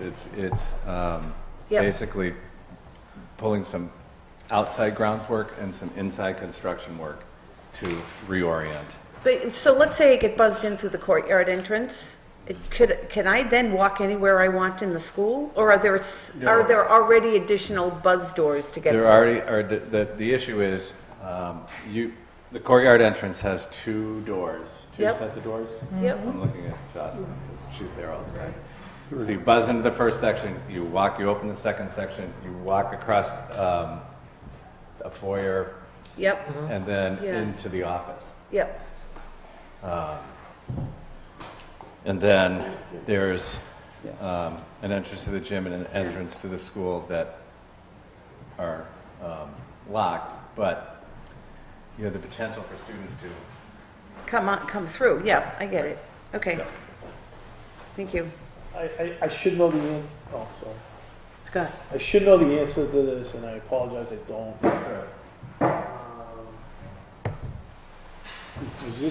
Was this in the capital improvement plan? No, this was the result. Which is okay. Yep, no, it was not in the CIP, and the reason when these concerns arose, it was already after your budget for last year was done. I'll go into a little more detail so you can understand the work that they did. So the school infrastructure grant started with a certain amount of money and a $100,000 cap on that money. And people did not apply for that money, so the commission removed the cap, right? So then some schools applied and got 80% of whatever they asked for. Then they had another round of money. That round of money opened up at exactly the time that our studies came back. So I went in, and I think within 4 hours, wrote the grant and submitted it to get it in, and because that money, it's first come, first served. And so that's how you got approved for the $100,000. You got capped at $100,000 because the rules shifted. And so now you've got an approval letter for $100,000. The work's supposed to be done in the spring. I'm going to file an extension based on whatever happens. And but I don't know if that money is going to be available in the future. I just don't know. Is anybody from your group reached out to the state and said, town's going forward with some big warrant articles, we'd like to push this off for a year. Is there any way we can hold that money for a year? Have you actually asked that question? I have not been in touch with the state since a few weeks ago. We certainly, if the board directs me to ask that question, I certainly can. My plan was to get in touch with them next week and talk about potential the extension. but I can certainly have that conversation. Now, the issue is, I can have that conversation with the school safety office at the Department of Education, but the people that make these decisions are the Commission on School Safety, and they meet on a certain schedule. And I think Bob might have something to add. My question, again, going back to, we've received essentially a go-ahead on 100,000. Is that contingent on doing the whole project, or is that contingent upon, in other words, a portion of the project so those funds could be used with the idea that the funds would be used, we could go into the project later on? That's certainly a question, a topic that I'm going to discuss next week. The issue is we had different options that I'm not going to show you now. Sure. And there wasn't much. Okay, there was like there was a walkway reconfiguration that I can talk about that had to do with a covered canopy, right? And that to us could be done at a later date, so we removed that, right? So that brought the cost down to this option. It's really hard with this option to piecemeal it in. So we've already done those like internal kind of reductions. The original number was 679 or something like that. Does that answer your question? Yeah, I mean, I've had the benefit of seeing it, so I'm Right. just trying to see. Right. In other words, the concern is we have funding to look at certain items in terms of reconfiguring the building. And I was just wondering if that $100,000 could be used to do a portion of that. I think I would have to file a modification, and that isn't what I did when I did it because we were just trying to secure the funding. Sure. Does anyone, Tom? Scott, if the state Commission on School Safety has said to you in response to your grant proposal, we'll give you $100,000, what are the time frames for that? And secondly, if you were going to do this work, out of what year's budget would the supplemental funds come, or do you really need to do that? And when would you do the work? So right now I have an approval until April 1st. I'm going to file for an extension based on what happens, right? April 1st, meaning that This year. they Yeah, would, this next. they stop writing checks on April 1st? No. The way the approval's Probably done have to is start the project by April 1st. no. I didn't ask you. Okay, so let's let him finish, folks. That's all right. The current approval that I have says the work needs to be done by April 1st. Extensions are flexibly granted. I've already been told that. So, given the amount of work that we have to do, it doesn't seem feasible we would be able to do the work, a lot of the work, until the building's empty anyway. Right. So we'd be looking at having the work done by September 1st. And then, so what we would do is expend out of our budget, our adopted budget for 2020, and then submit the receipts, and then the state writes a check back. That's how we've done it in different districts. We've done this twice for the security grant. 2020 budget begins July 1st. Correct, but there's work if it passes and we have funding, because the no mean no still applies here. So if our warrant doesn't pass, but there is a portion of the work that we could start, and that's in the warrant article.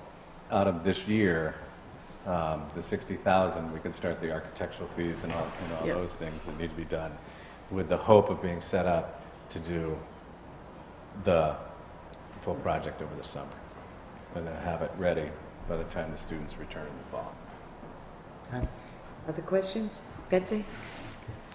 So if you're taking the 60,000 from money this year, wouldn't this be fiscal 2019? Is that 18? It's the residual from this year, is it not? This year's you're right. budget before the end of June? Because fiscal year 18's over. 18's over, so we're on 19. Could somebody take that note for me, kind of up here? Yeah, so we would modify that. Other questions? Okay, so we've had some discussion. We've got a fairly good idea of what it is that they're wanting to do. They're going to come back, research some additional information based on a few of the questions, so we can readdress this Wednesday night when we come back, and we'll go from there. Make sense? Yeah, I agree. The other question I would have is for folks like Michael, who may not have had as much time in the school as I have, and I don't think there's anybody here who's had Yeah. as much time in the school as I have, except maybe Betsy. Or is the school visitable between now and Wednesday? For those particular areas By members that of the may budget be committee. affected. Sure. Come on over. Short and sweet. So, Michael, if you have an opportunity and you want to go down and see the area that they're talking about, when you push the buzzer and you tell them who you are and whatever, just say you budget committee member wanting to see. Okay. And then somebody will get you. It never hurts to call ahead just to see if they're having a crisis or a party or, you know, that kind of thing. They might have a The party. response to the party from behind you is very funny. There are no crises or parties. Oh, bummer. Okay, so are we all set on Article 3? We'll readdress that come Wednesday night when we get some additional information. Okay. Brad, you may rejoin us, my friend. I didn't want to be an obstacle. I hear you. I hear you. We appreciate it. Okay. Article 4 has been voted on by the school board. I apologize for, I must have fallen asleep on the break and got confused when we came back. But We actually have numbers for you folks to write in there. okay. Next to the year 2019, 2020, we do have some, and they're on down. We have numbers.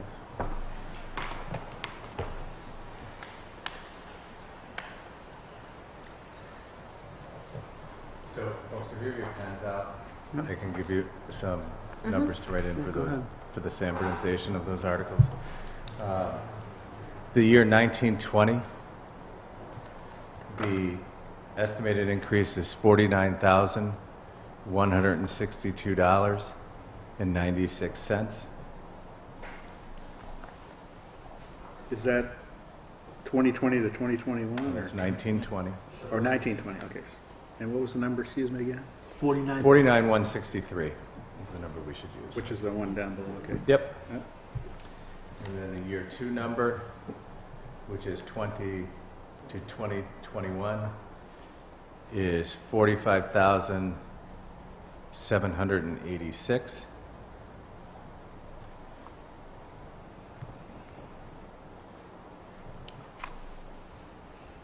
And then the year 3 number, which is the years 21 to 22, is 42,031, or I'm sorry, 032.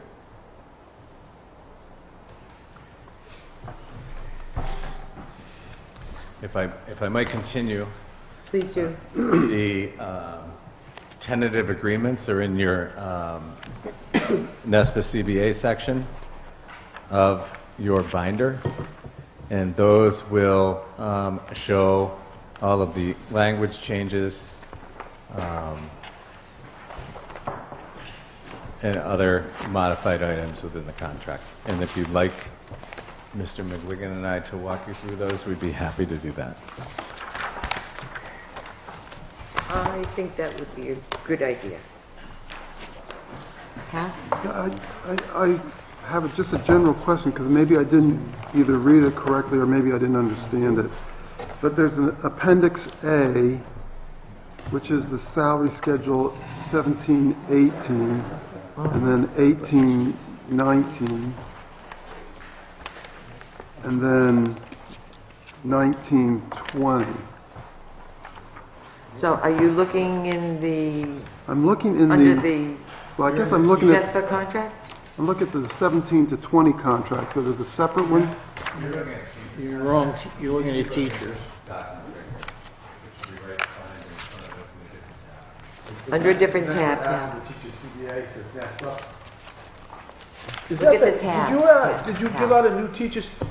So the one that says NESPA. Getting SPA. That's the documentation we're reviewing now. I think people are looking for an actual contract, and that is not ready yet. What you have are the tentative agreements.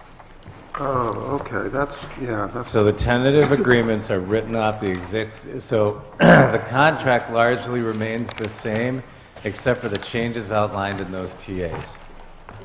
So negotiations for the paraprofessionals only closed on Wednesday. I have made the changes to the contract, but I haven't vetted it yet and didn't feel comfortable presenting it to you. It will be ready for your hearing, but you have the changes in the contract listed in the tentative agreements. Good question. Hold on. Betsy? Okay. Since we're just getting this today, I would like to go through all the pros and cons and stuff, and then have at least until Wednesday to think about it, or when do you think the contract would be done up, so we can look at that? No, we're not going to hold off until the contract, and you said that that won't be ready until for Wednesday. Process here. So I need to have my office vet it, and then it needs to go to the board, Okay. and then it can come to you. So I just don't want to Wednesday, I vote on don't something think. today that we just got this morning. I don't Yes. think that's right. So Wednesday wouldn't be. I don't think would be a reasonable expectation to have a contract. Right. That should, the board. Could we get highlights of just Yeah. of the changes? I think it's a little bit crossed out. It is Well, highlighted. yeah, okay. Wait, we could just run through this. I just meant like, Yeah, I can walk right through it if you'd like. Both of us. We'll trade off. unless other people don't want to do that, because around me people are saying they're highlighted. All right, so let's walk right through from the first page to the last. So, Article 5D, there was a modification to the language, allowing us to use electronic versions of the policy manual rather than print one up, which can be a little laborious, although they can have one upon request. Article 8D1, the old contract referenced a paraprofessional staff development growth plan. Well, that was modified years ago to be the SAU 44 Professional Development Master Plan. So we made that language change. We got the association to agree to a 60-day probationary period for new employees, where we wouldn't have to follow the provisions of the contract if somebody wasn't working out, and we would be able to release our relationship with them.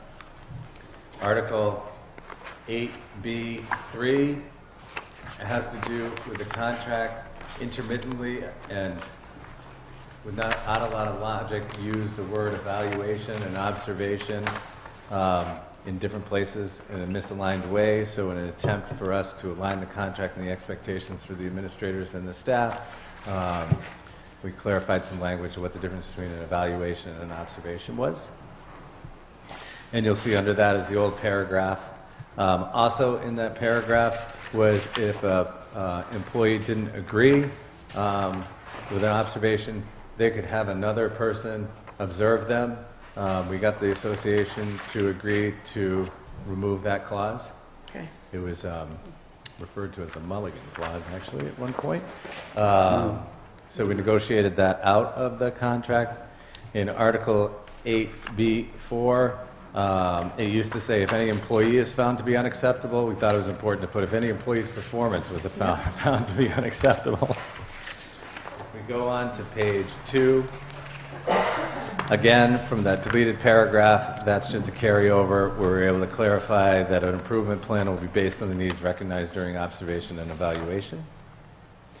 Underneath that, under number 3, improvement plan, the previous contract said the improvement plan will be established with an offer. It should have been with a union officer. So we corrected that. In Article 8C4, previously, actually, I'm going to have Ms. Young explain this one, because she is very articulate. So the section refers to a complaint made about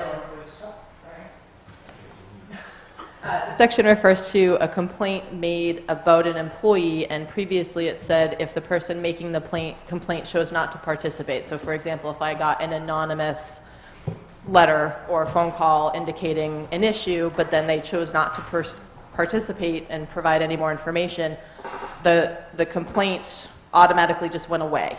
Our concern was, well, what if it did happen, whatever the complaint was about, does it still go away? So this clarifies that if we can substantiate it in another way, even if the person making the complaint chooses not to proceed, we can still go on with disciplinary measures if we need to. So moving on to Article 10C. The first two changes there are really just changes in the wording, about the number of days notice for personal days and how many days you get. They actually haven't changed, just the wording's been updated there.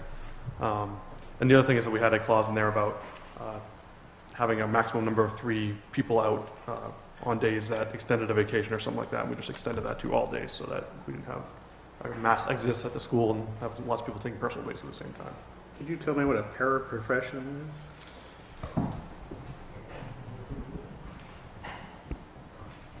is? So the former name for paraprofessional would have been a teacher's aide, but we've shifted away from that word because they're really for students.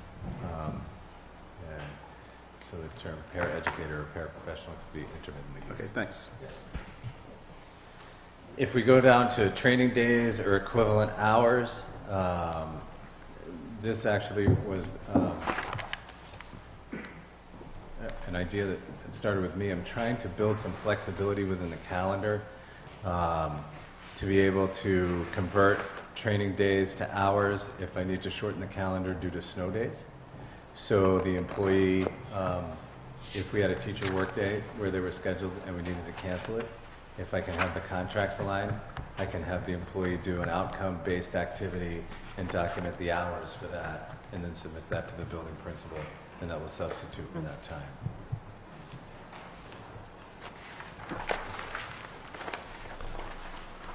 Again, Article 13C1 has to do with just cleaning up language. Article 13D, there is a paraprofessional and a paraeducator translation there, but the big issue is aligning how we pay people with labor rules and labor department rules. And so this is a clause that we've got some help with from the attorney that actually does that and allows them to be paid a certain way with a lot of delineation from the law.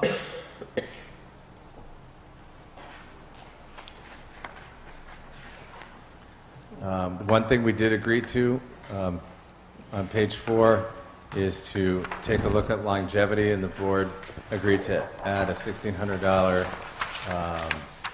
longevity payment for an employee who's worked 26 or more years within the district. Wow. So, Yeah, it's really an increase, right, because you already had the 1,300 for the 20 to 25. question on that? Hal? So I never really understood how that works. Is that a permanent increase in their salary, or is it a one-time payment, or what is it? It's a permanent increase in their salary. It's a one-time payment each year. It's not calculated into their paycheck. It doesn't, I'm sorry for being dense in this.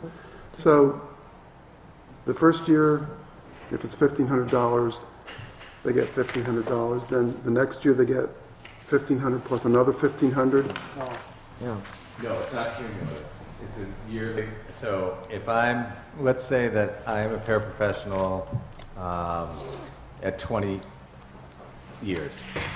So first year I get $1,300. My 21st year I get $1,300. My 22nd year I get $1,300, and so on. It's not. Got it. Okay. John? I think that the word dollars should follow 400. It's just my opinion as a scholar. So that it says 400 upon completion. 400 what? And then, of course, you use the dollar sign. I'm down at the bottom of page 3. Yeah. Use the dollar sign within parentheses to indicate that you're talking about dollars. And to be grammatically accurate, you should say $400, parentheses, $400. You can take that advice and based on what you paid for it. Yeah, the price of coffee and donuts. Probably about 20, 25 hours of negotiations and getting it ratified by both the school board and the union. I'm not looking forward to going back and making any changes to that at this point, but in 3 years from now, if we get a new contract, that will definitely be something I will address. Yeah. I have to say that the board got a lot of changes in this agreement and cleaned up a lot of confusion from previous years. And so there's always going to be things, and we'll remember in 3 years to get in touch with you to remind us what that was. And that, so if I can continue on page 4, Article 14A1. This is a Cadillac tax provision that our attorneys recommended that we add to make sure that if we ever got the consequences of a Cadillac tax on health insurance, that the cost of that would be shared equally between the employee and the district. Underneath that, there was what's called a parity clause in here before. So a parity clause means that something in your contract is contingent upon another contract, and that's not best practice. So your parity clause said they'll receive the same dental coverage as the Northwood Teachers Association. They do receive the same dental coverage as the Northwood Teachers Association, but we've gotten rid of that parity clause and added the details down below. Another thing the board did agree to is a certain, I think about 1/3 of your members of the membership are retirement system eligible, meaning they work over 35 hours a week, so therefore we contribute on their behalf and they contribute to the New Hampshire State Retirement System. There's another group, 2/3, that don't have any form of retirement. And I believe the board's intent was to try to move people away from trying to save up time to leave the district with when it converts to money. In fact, it was pretty stalwart in their efforts to keep those increases from happening because they were part of the employees' presentation on negotiations. But the board did agree to a 1% match if an employee elects to enroll in one of the eligible tax-deferred 403Bs or tax-deferred annuities. The total cost for that item, worst-case scenario, is about $4,770 a year. And it requires the employee to participate in that plan, which they may or may not do, and they can contribute as much as they'd like, and the district will contribute 1% of their salary. That's included in the cost of that. Right, and that's included in the cost item. Scott? I just had a question, because I thought, because I happen to be in the New Hampshire retirement plan too, I thought there's a requirement that you said 1/3 of your employees are in New Hampshire retirement? 2/3. So keep in mind. And this is just a contract for the paraprofessional union? Yeah, so I it's know, not but a third I of, thought there's a requirement that if you had to be, all full-time employees had to be in the retirement system unless they were in there before the retirement system was started. Over 35 hours a week is compulsory membership.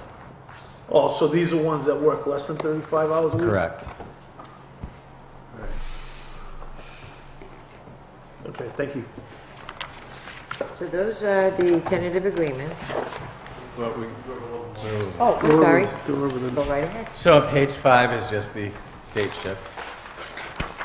And then on page 6, and somebody's going to ask me this question, so I'm going to be right up front.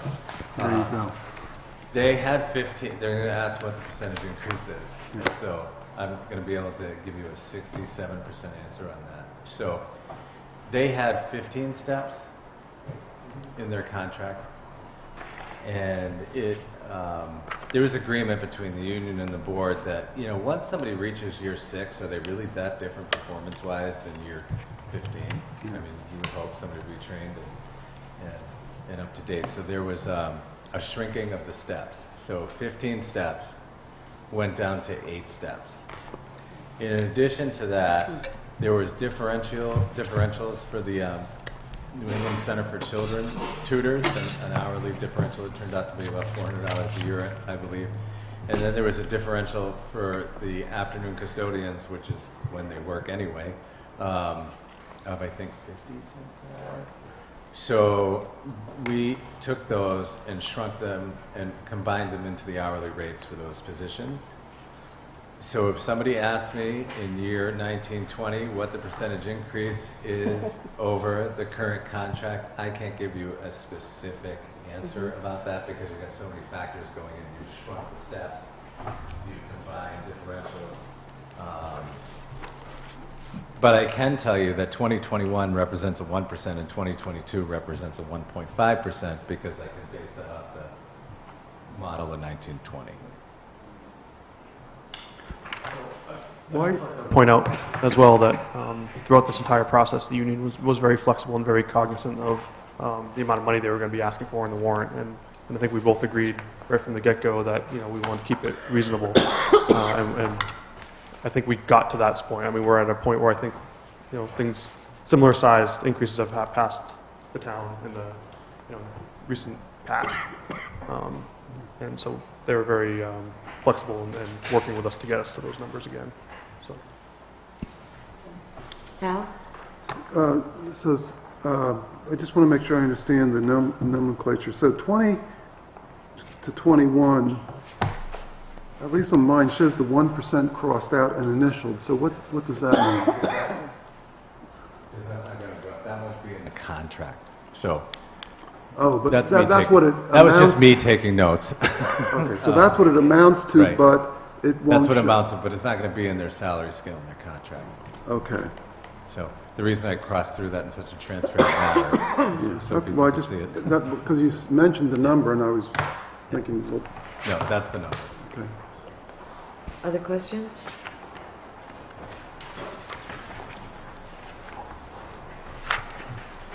Okay. Seeing no other questions, let's go back to the warrant article.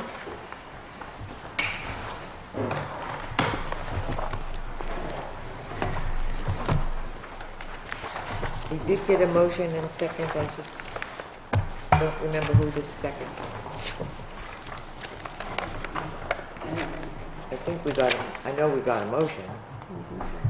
Wasn't the motion to not There was no motion. Yeah, we're I gonna just wait till Wednesday to suggested- do this, because they hadn't, didn't they say they had to do something? and- That was on Article 3, I'm talking Sorry. about Article 4. There was no motion. There was no motion. Okay, so, I'd like to make a motion to move Article 4, and would you like me to read the entire article? Shall the Northwood School District approve the cost items included in the collective bargaining agreement reached between the Northwood Education Support Staff and the Northwood School Board covering the 3-year period from July 1st, 2019 to June 30th, 2022, which calls for the following increases in salaries and benefits at the current staffing levels over those paid in the prior fiscal year. For the year 2019-2020, an estimated increase of $49,163. For the years 2020-2021, an estimated increase of $45,786. For the years 2021-2022, an estimated increase $42,032. And to further raise and appropriate the sum of $49,163 for the 2019-2020 fiscal year, such sum representing the additional cost attributed to the increase in salaries and benefits over those of the appropriation at current staffing levels paid in the prior fiscal year. The school board recommends this appropriation by a 5-0 vote. Second. okay, so Betty seconded. Do we have further discussion? Dan? Well, Betsy said that she wanted to hold off. Did you change your mind on that? I'm wondering what do others want to do, because you just handed this morning. Yeah, that's what I'm talking about. Do you want a few days to look at it? It's up to you. Okay, so I would bring up the question, we've just gone through all of the TAs. Nothing amounted to money. I'm just bringing up a point. It's up to the will of the committee. Keep in mind, we're going to have a lot to do. So I'm prepared to vote on this now, but that's me. Are there questions pertaining to the first of all, questions pertaining to the article itself, not whether we're doing it today, but the article itself? I just want to say that this is a collective bargaining thing between the school board and a union, and I'm fine with the summary, and I'd be ready to vote today. But I mean, I don't think if we're looking at just the money, I think they made some good concessions here, and I don't think we need to wait on this. Other conversations? Linda? Just to bring up a point of order, your Please. procedures do suggest that you have 7 days for new information. And I know that a lot of times you get information and it's updated at a meeting, but where this is all new information. Certainly the board can waive their own procedures, but I just wanted to mention that Okay. for the record. Good point. Hal? I'm sort of with Betsy on this. I think this is actually pretty good, and my gut feel is, actually, it's great. But I don't like the feeling of being stampeded, and so I'll tell you, if we vote on it today, my answer is going to be no. Okay. Other comments, questions? Betsy? I mean, I think they did a great job. I just think that we've got to be careful, and we did this for the town too. If we're handing something one day, we don't vote on it the same day. Have a chance to look at it. I think they did a great job, but I think waiting till Wednesday gives people a chance to look at it, digest it. Okay, so seems to be the mood of the committee, so whomever made the motion and the second, if they would rescind them, and we'll move this to Wednesday's agenda. Rescind the second. I'll rescind my motion. Okay. I didn't hear. Was it rescinded? Yes, it was rescinded. May I suggest for the future that the route be that, We take a vote. no, that somebody amends the motion, vote on that, rather than the chair requesting people to rescind? I'm a little foggy this morning. What? Can someone suggest to me what I'm supposed to be doing? I think you're fine. We're fine with where we are. Okay. So we're going to come back and vote on this? We're going to come back, on we're going to Wednesday. review this at home, Wednesday. and we're going to add this to what we're voting on Wednesday. Correct. I think, if I may speak to the notion, I would much rather go to the voters with a unanimous support, because Agreed. if you don't approve contracts, if the voters don't approve contracts, although you're opening up, Can of worms. yeah. And I think So- we have a lot of new numbers. It's only fair to them to have a chance to look at it.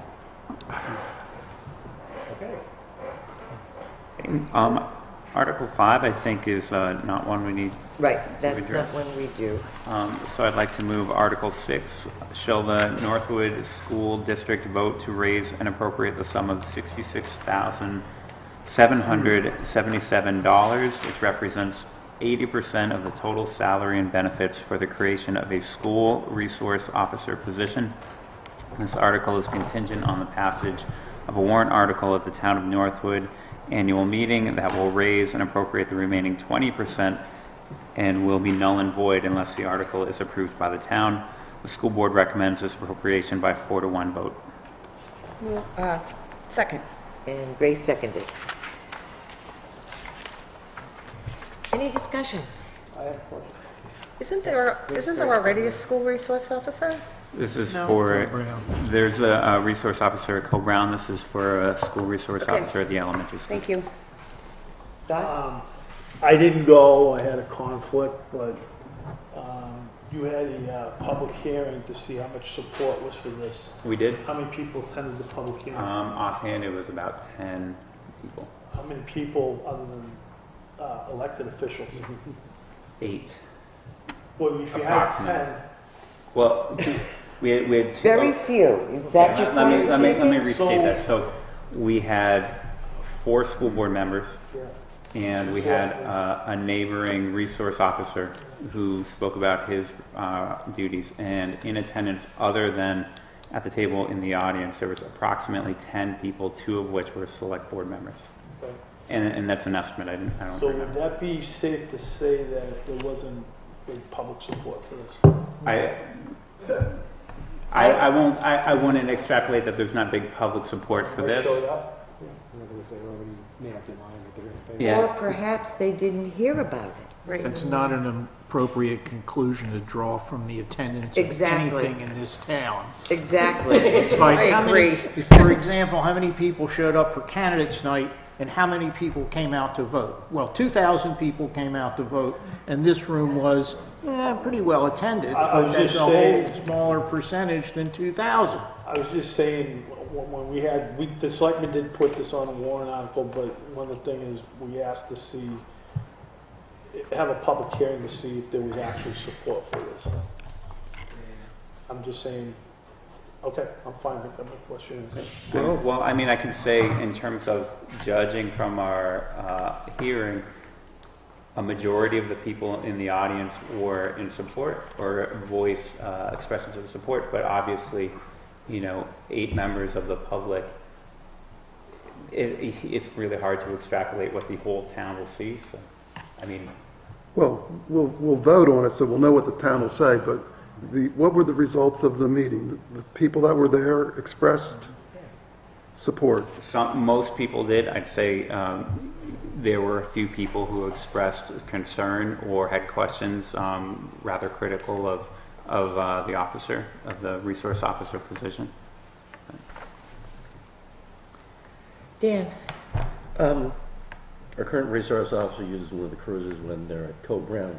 Does this one get a car or drive their own, or do they have to get another cruiser involved? Or? It's my understanding that there's a police cruiser available in the department that would be for this position.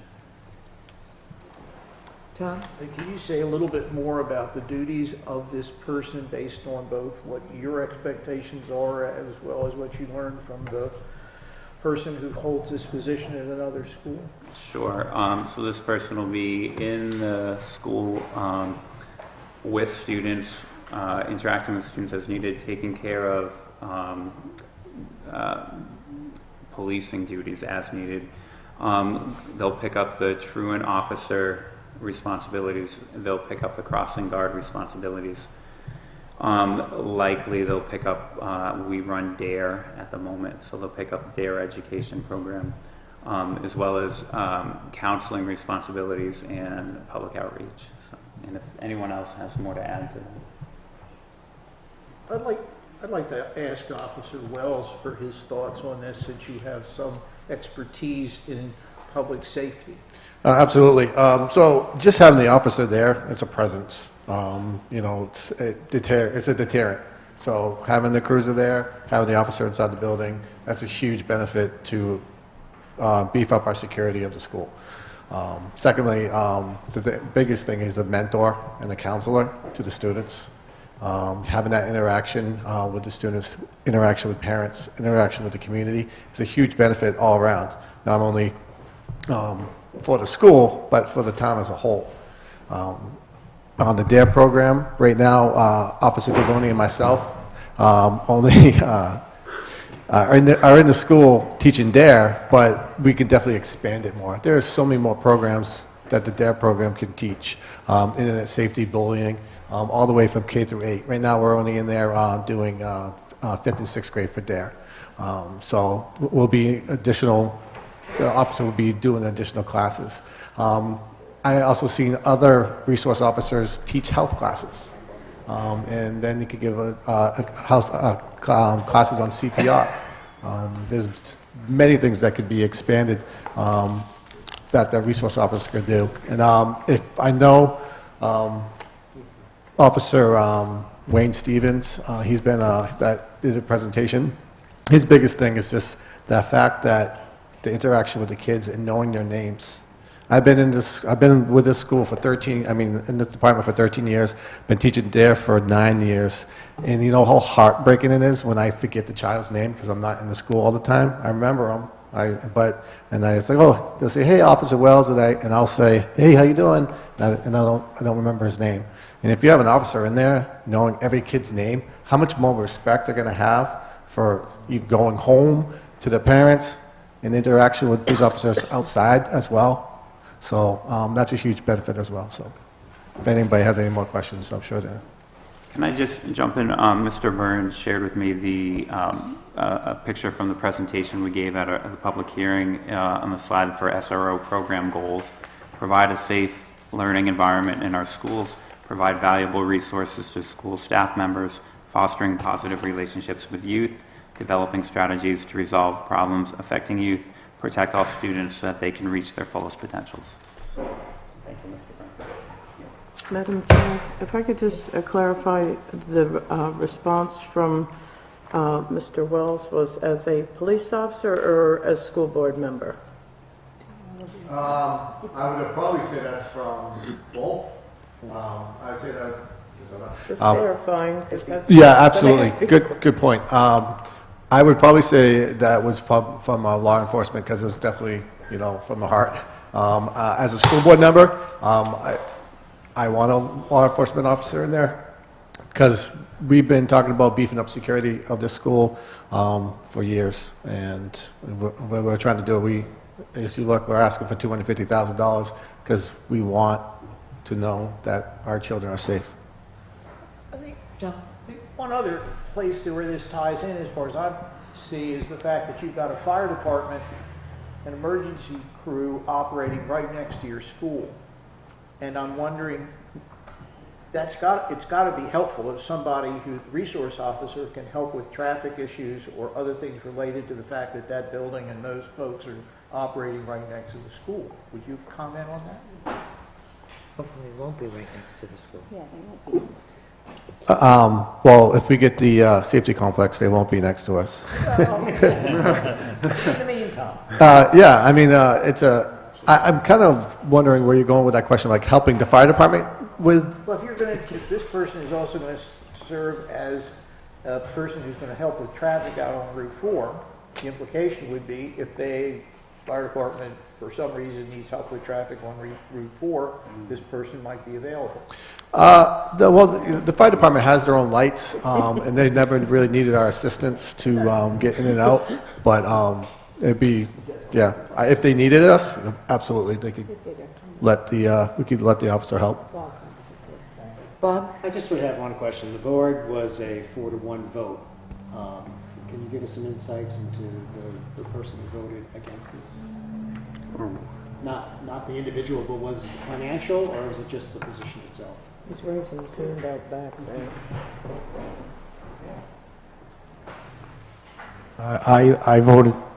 I voted against this Is proposal. Dave Ruth? Dave Ruth, the board member. I represent the school board, and I represent, and that, as a school board member, I've always been, it's 50-50 for what the children need and what the town can really afford. I really can't see a monetary benefit for this. I think it's just an overspend. And I have a grandchild. I have 3 kids that went through that school. But I can't justify that those kids the children are going to be safer by having a police officer in there. I can't justify the cost of that. I could justify the cost of kindergarten because I thought the children would get a benefit from that. I don't think they get a benefit, a real benefit, by spending this extra money.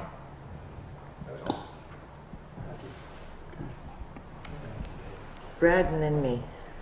Can you, this is apparently a shared resource. Can you clarify how that's going to work? Is this a police department employee or is this a school employee?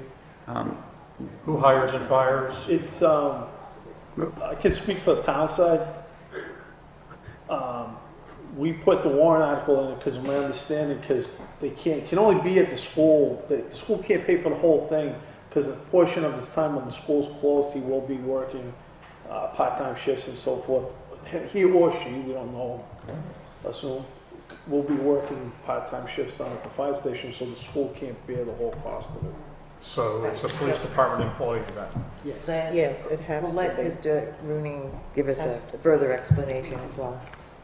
It is a police department employee, and the reason that it needs to be a police department employee is that it's a police officer position supervised by the police department in their group of the retirement system, right? So the cost needs to be billed back to the school district. The 20% has to do with the summer months. And that during the summer months or during periods of school recesses, not outside but like holiday breaks and this and that, that the officer would be under the employee of the police department at that time. Okay. I'm going to make a quick comment first of all, because I haven't had a chance to speak yet. And then Michael and then Tom. Well, my question is just to do what he just said. Okay, go ahead. Is that the same arrangement that Co-Brown resource officer? Shut up. Co-Brown's a different animal. They're a semi-private school, so they pay 100%. And because they are semi-private, they pay the town, and then the town pays Officer Potter, so she could be in Group 2. So it's a total different animal. You can't, yeah. Does she work for the town during the summer? Negative. She only works at She only Co-Brown works 180 days a in year. the school, okay. And she has other contractual obligations as well. Okay, thank you. I just wanted to offer my thoughts on this. It seems to me that this is equally a reactive type thing to what's been going on, unfortunately, in other parts of the country. And, you know, if some kid decides that he's going to bring something to school that he shouldn't, or someone from the public comes into the building when they shouldn't. But it's also proactive. This individual's job description is going to be including interacting with kids and perhaps being on the front lines of being able to diffuse bullying situations or situations that get out of hand. A fight in a cafeteria at a school somewhere just recently broke out between 2 kids and 5 kids got stabbed, which wasn't the intent of the fight, but it led to that. And in my mind, having a professional there can potentially alleviate those kinds of opportunities. It just goes to the safety of the building. I don't want to be the town in New Hampshire that waits until we have a bad incident to say, oh yeah, gee, we had a chance to do that and we didn't. That's my viewpoint. Tom, I think you had some comments you wanted to make. I think the thing I wanted to go back to was the way in which the 20% that would be available to the police department could be very useful during spring breaks and the summertime to help with staffing issues that arise because of vacations and other demands on the personnel of the police department. So I don't see it as simply that there wouldn't be anything for that person to do to contribute to the activities of and staffing of the police department. Other discussion? Comments? Just to add to his, Betsy? when the chief presented this, that was one thing he brought up, is it would help ease the vacation time during the summer and stuff.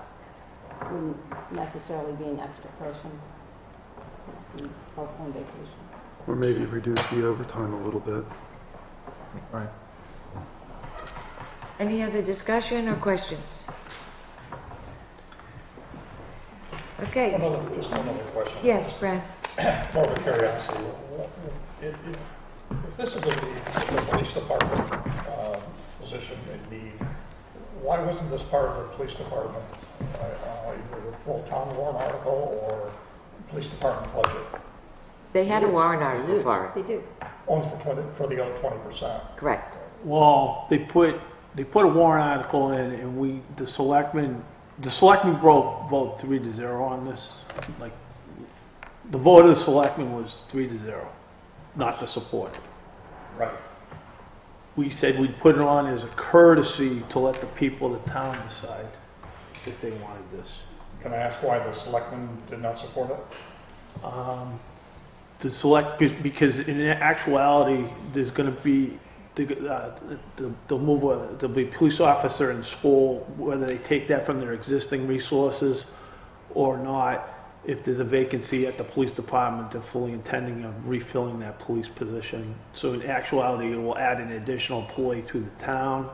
Also, I have very concerns this year because we're trying to go for a safety complex, and I think that it just seems to me that this is like a lot of things in the budget. I think we're asking for too much in 1 year. I'm not personally. Can I make a statement as a school board member who voted in favor of this, just to throw that perspective out there? I mean, we talk about security a lot, but for me, the deciding factor was more the relationship building with the community.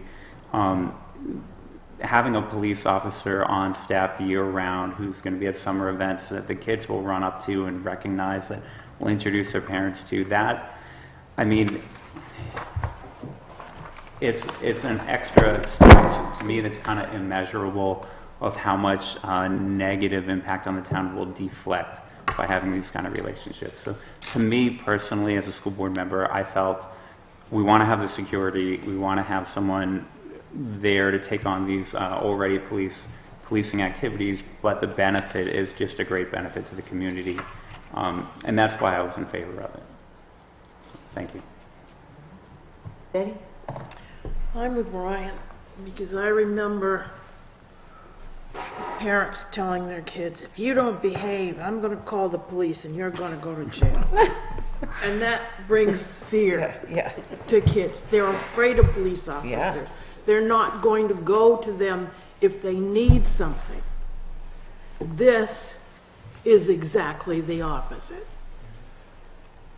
And I think it's important to do it. And I don't have kids in the Northwood school system, never have, probably never will. Well, it could be grandkids. You know, and I was wondering.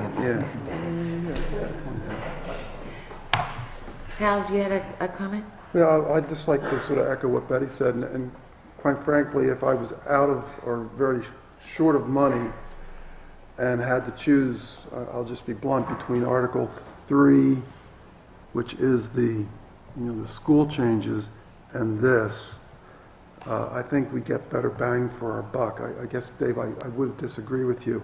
I think we do get better bang for our buck with number 6, and it is a reflection of society. I think the kids don't get everything they need at their homes, and we need to support them.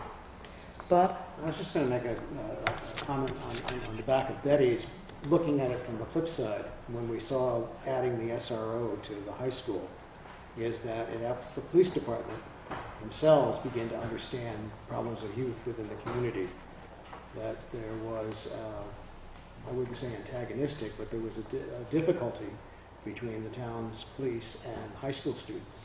And the SRO helped to bridge that gap. And I think the same thing may happen. I mean, we're fortunate because we happen to have a police officer on the school board, but I think it would be helpful from the flip side of the police department also beginning to see what's going on within the elementary school age children. Grace? I want to offer my perspective as someone who spent pretty much her entire career working in the movement to end violence against women and knows a lot about domestic and sexual violence and what goes on in homes. And the benefit of having a police officer who seems like a safe resource in an elementary school, I think is huge.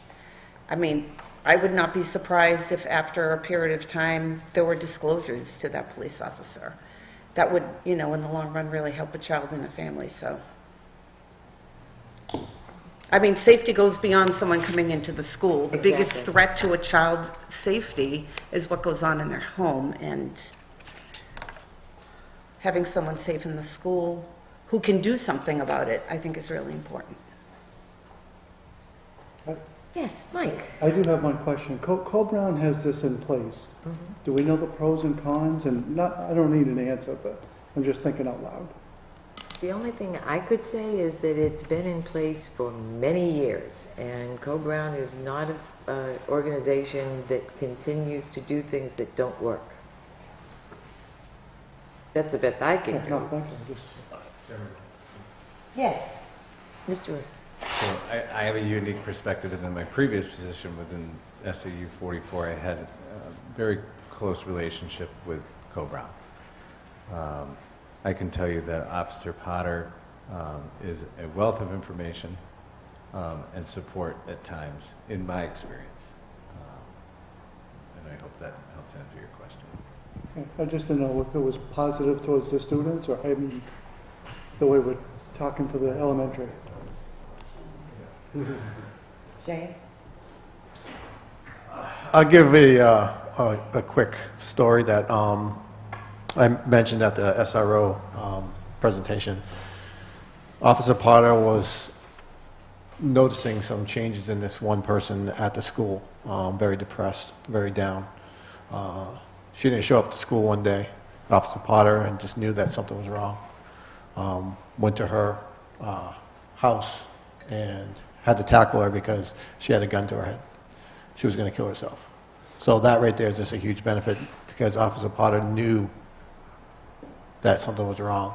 So the interaction with kids, especially what you were talking about, domestic violence, the sexual abuse, the child abuse, that goes on that's not reported, an officer can see that. And that's a huge benefit. That answers my question, thank you. John? I'd like to ask the principal to speak to your enthusiasm or lack thereof about having this additional resource. I will echo what Ginger and Shane both said, in that I think the preventative aspect of having a school resource officer in the building is huge. We want to be able to respond in the event of an act of violence, but we also want to prevent students from getting to that point where they feel the need to act violently in order to be seen or heard or get their message across. And we do, I mean, we're fortunate to have many kids who come from solid families and get support at home, but we also have a good population of students who don't have that. And we do already utilize the police department and appreciate their support, and I think that being able to expand that and formalize that would be of great benefit to Northwood students. Thanks. Do we have other questions or comments? Okay, seeing none. We have a motion and second. Who seconded? Grace. Grace did. Okay. So we will go with a roll call vote. Betsy? Yes. Brian? Yes. Tom? Yes? Dan? Yes. Grace? Yes. Betty? Yes. Hal? Yes? Ted? Yes. Michael? Yes. Eric? Yes. Brad? Yes. Mike? Yes. Bob? Yes. Scott? Say hello to the bad guy, no. Hi, bad guy. Should I? No. Well, I mean... No, the no, we're selectmen finishing the voted that vote. way. We're No, finishing he's the vote. representing the He's select. representing the selectmen. And they voted no. And yes. So that article is approved by recommended by the Budget Committee, 14-1. And that, folks, brings us to the end of our warrant articles today. So just checking the agenda. Linda, we didn't have any internal business that I was aware of, do we? Did we vote to accept the resignation? Yeah, we did that at the last We meeting. did that. And the only other thing I have is a reminder, I know it's early, but wanted to get it out there that we'll have 6 openings on Budget Committee. Okay, so hold that thought. I could have sworn we voted on that letter of resignation. John Boudreau? We read it. No? We didn't No, I do saw it anything on with the agenda, but We did not accept his resignation? I thought we had.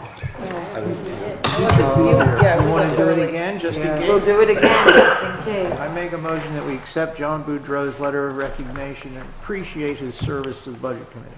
Second. We have a motion and a second with Betty.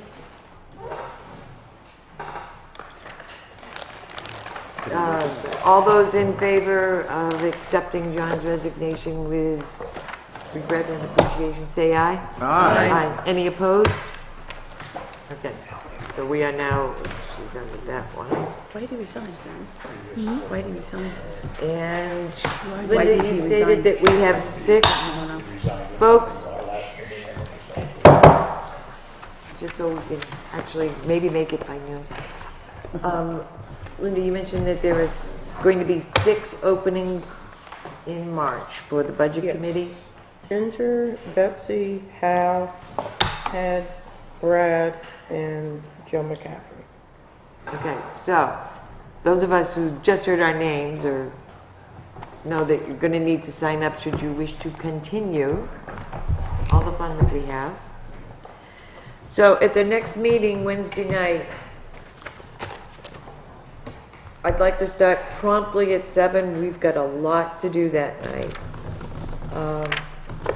I'd like to start off with the school first so that we can release all of the school people. To point out, I think a number of us might not be able to make it on Wednesday, but we will have some representation. Well, reduced. Yeah. And as far as the SAU, Mr. Byrne will be joining you. That's fine. Whatever. Basically, we're just waiting on the school board You're to be gonna- able to vote so that we can. Yeah, you're going to look at, yes, you're going to be acting on the special ed section because that contains the preschool. You're going to be acting on the SAU budget and then these hanging warrant articles. Correct.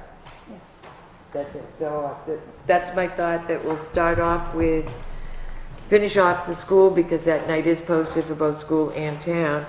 The town could take a little bit longer, and a lot of these people that will be coming, they can get out a little earlier. And what do we need to do for the town? The fire The department? town we need to do Just the fire department. fire department, Oh, yeah. And their warrant. and we have, We won't have the number for the safety complex yet. no, but, if you're going to bring forward a warrant article regarding the safety equipment, Yeah, That's the the only. air packs. we need to discuss that, and hopefully the fire department has done as requested and prepared some information for us so we know what we're looking at, as well as I would like answers to the questions I had asked.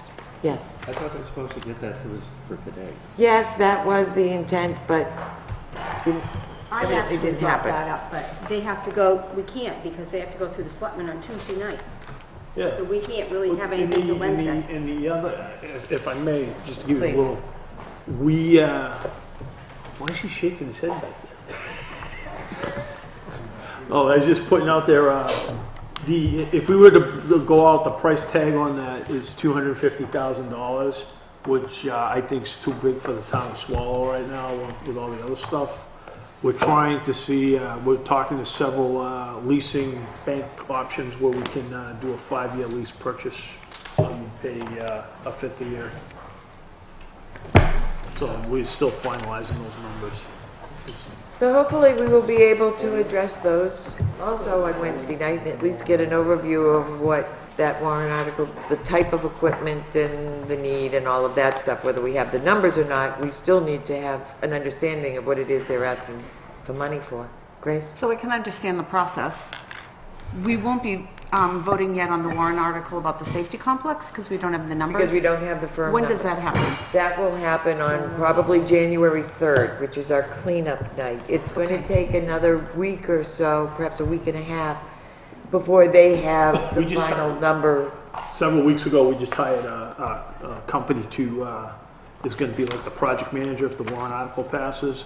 And they're actually crunching the numbers right now. It's quite, so that we can have this is basically a do not exceed number. So we want to make sure we have a solid number that. Yeah, I'm just trying to understand the process. Will there be anything else? Well, we don't know if there's other stuff left by then, Well, by January 3rd. Oh, there shouldn't be any more, other than the fire equipment Yeah. and the safety complex. I don't think there'll be anything else coming from the town. January And the 3rd, there will revenue, be yeah, the revenue year-end warrant. Oh, totals. yeah, the revenue. And we But may that's have- kind of- Okay. We may have those year-end totals for January 3rd. More likely, we'll meet for the first 5 minutes or so of the public hearing night the following week, just to vote those articles. Okay. That's the transferring of recycle fees coming in to, you know, those kinds of things, so. Did I miss anything? I don't think so. So we need a motion to recess. So moved. Until December 12th. We have a motion and a second. All those in favor say aye. Aye. Any opposed? Can sit here by themselves. They can.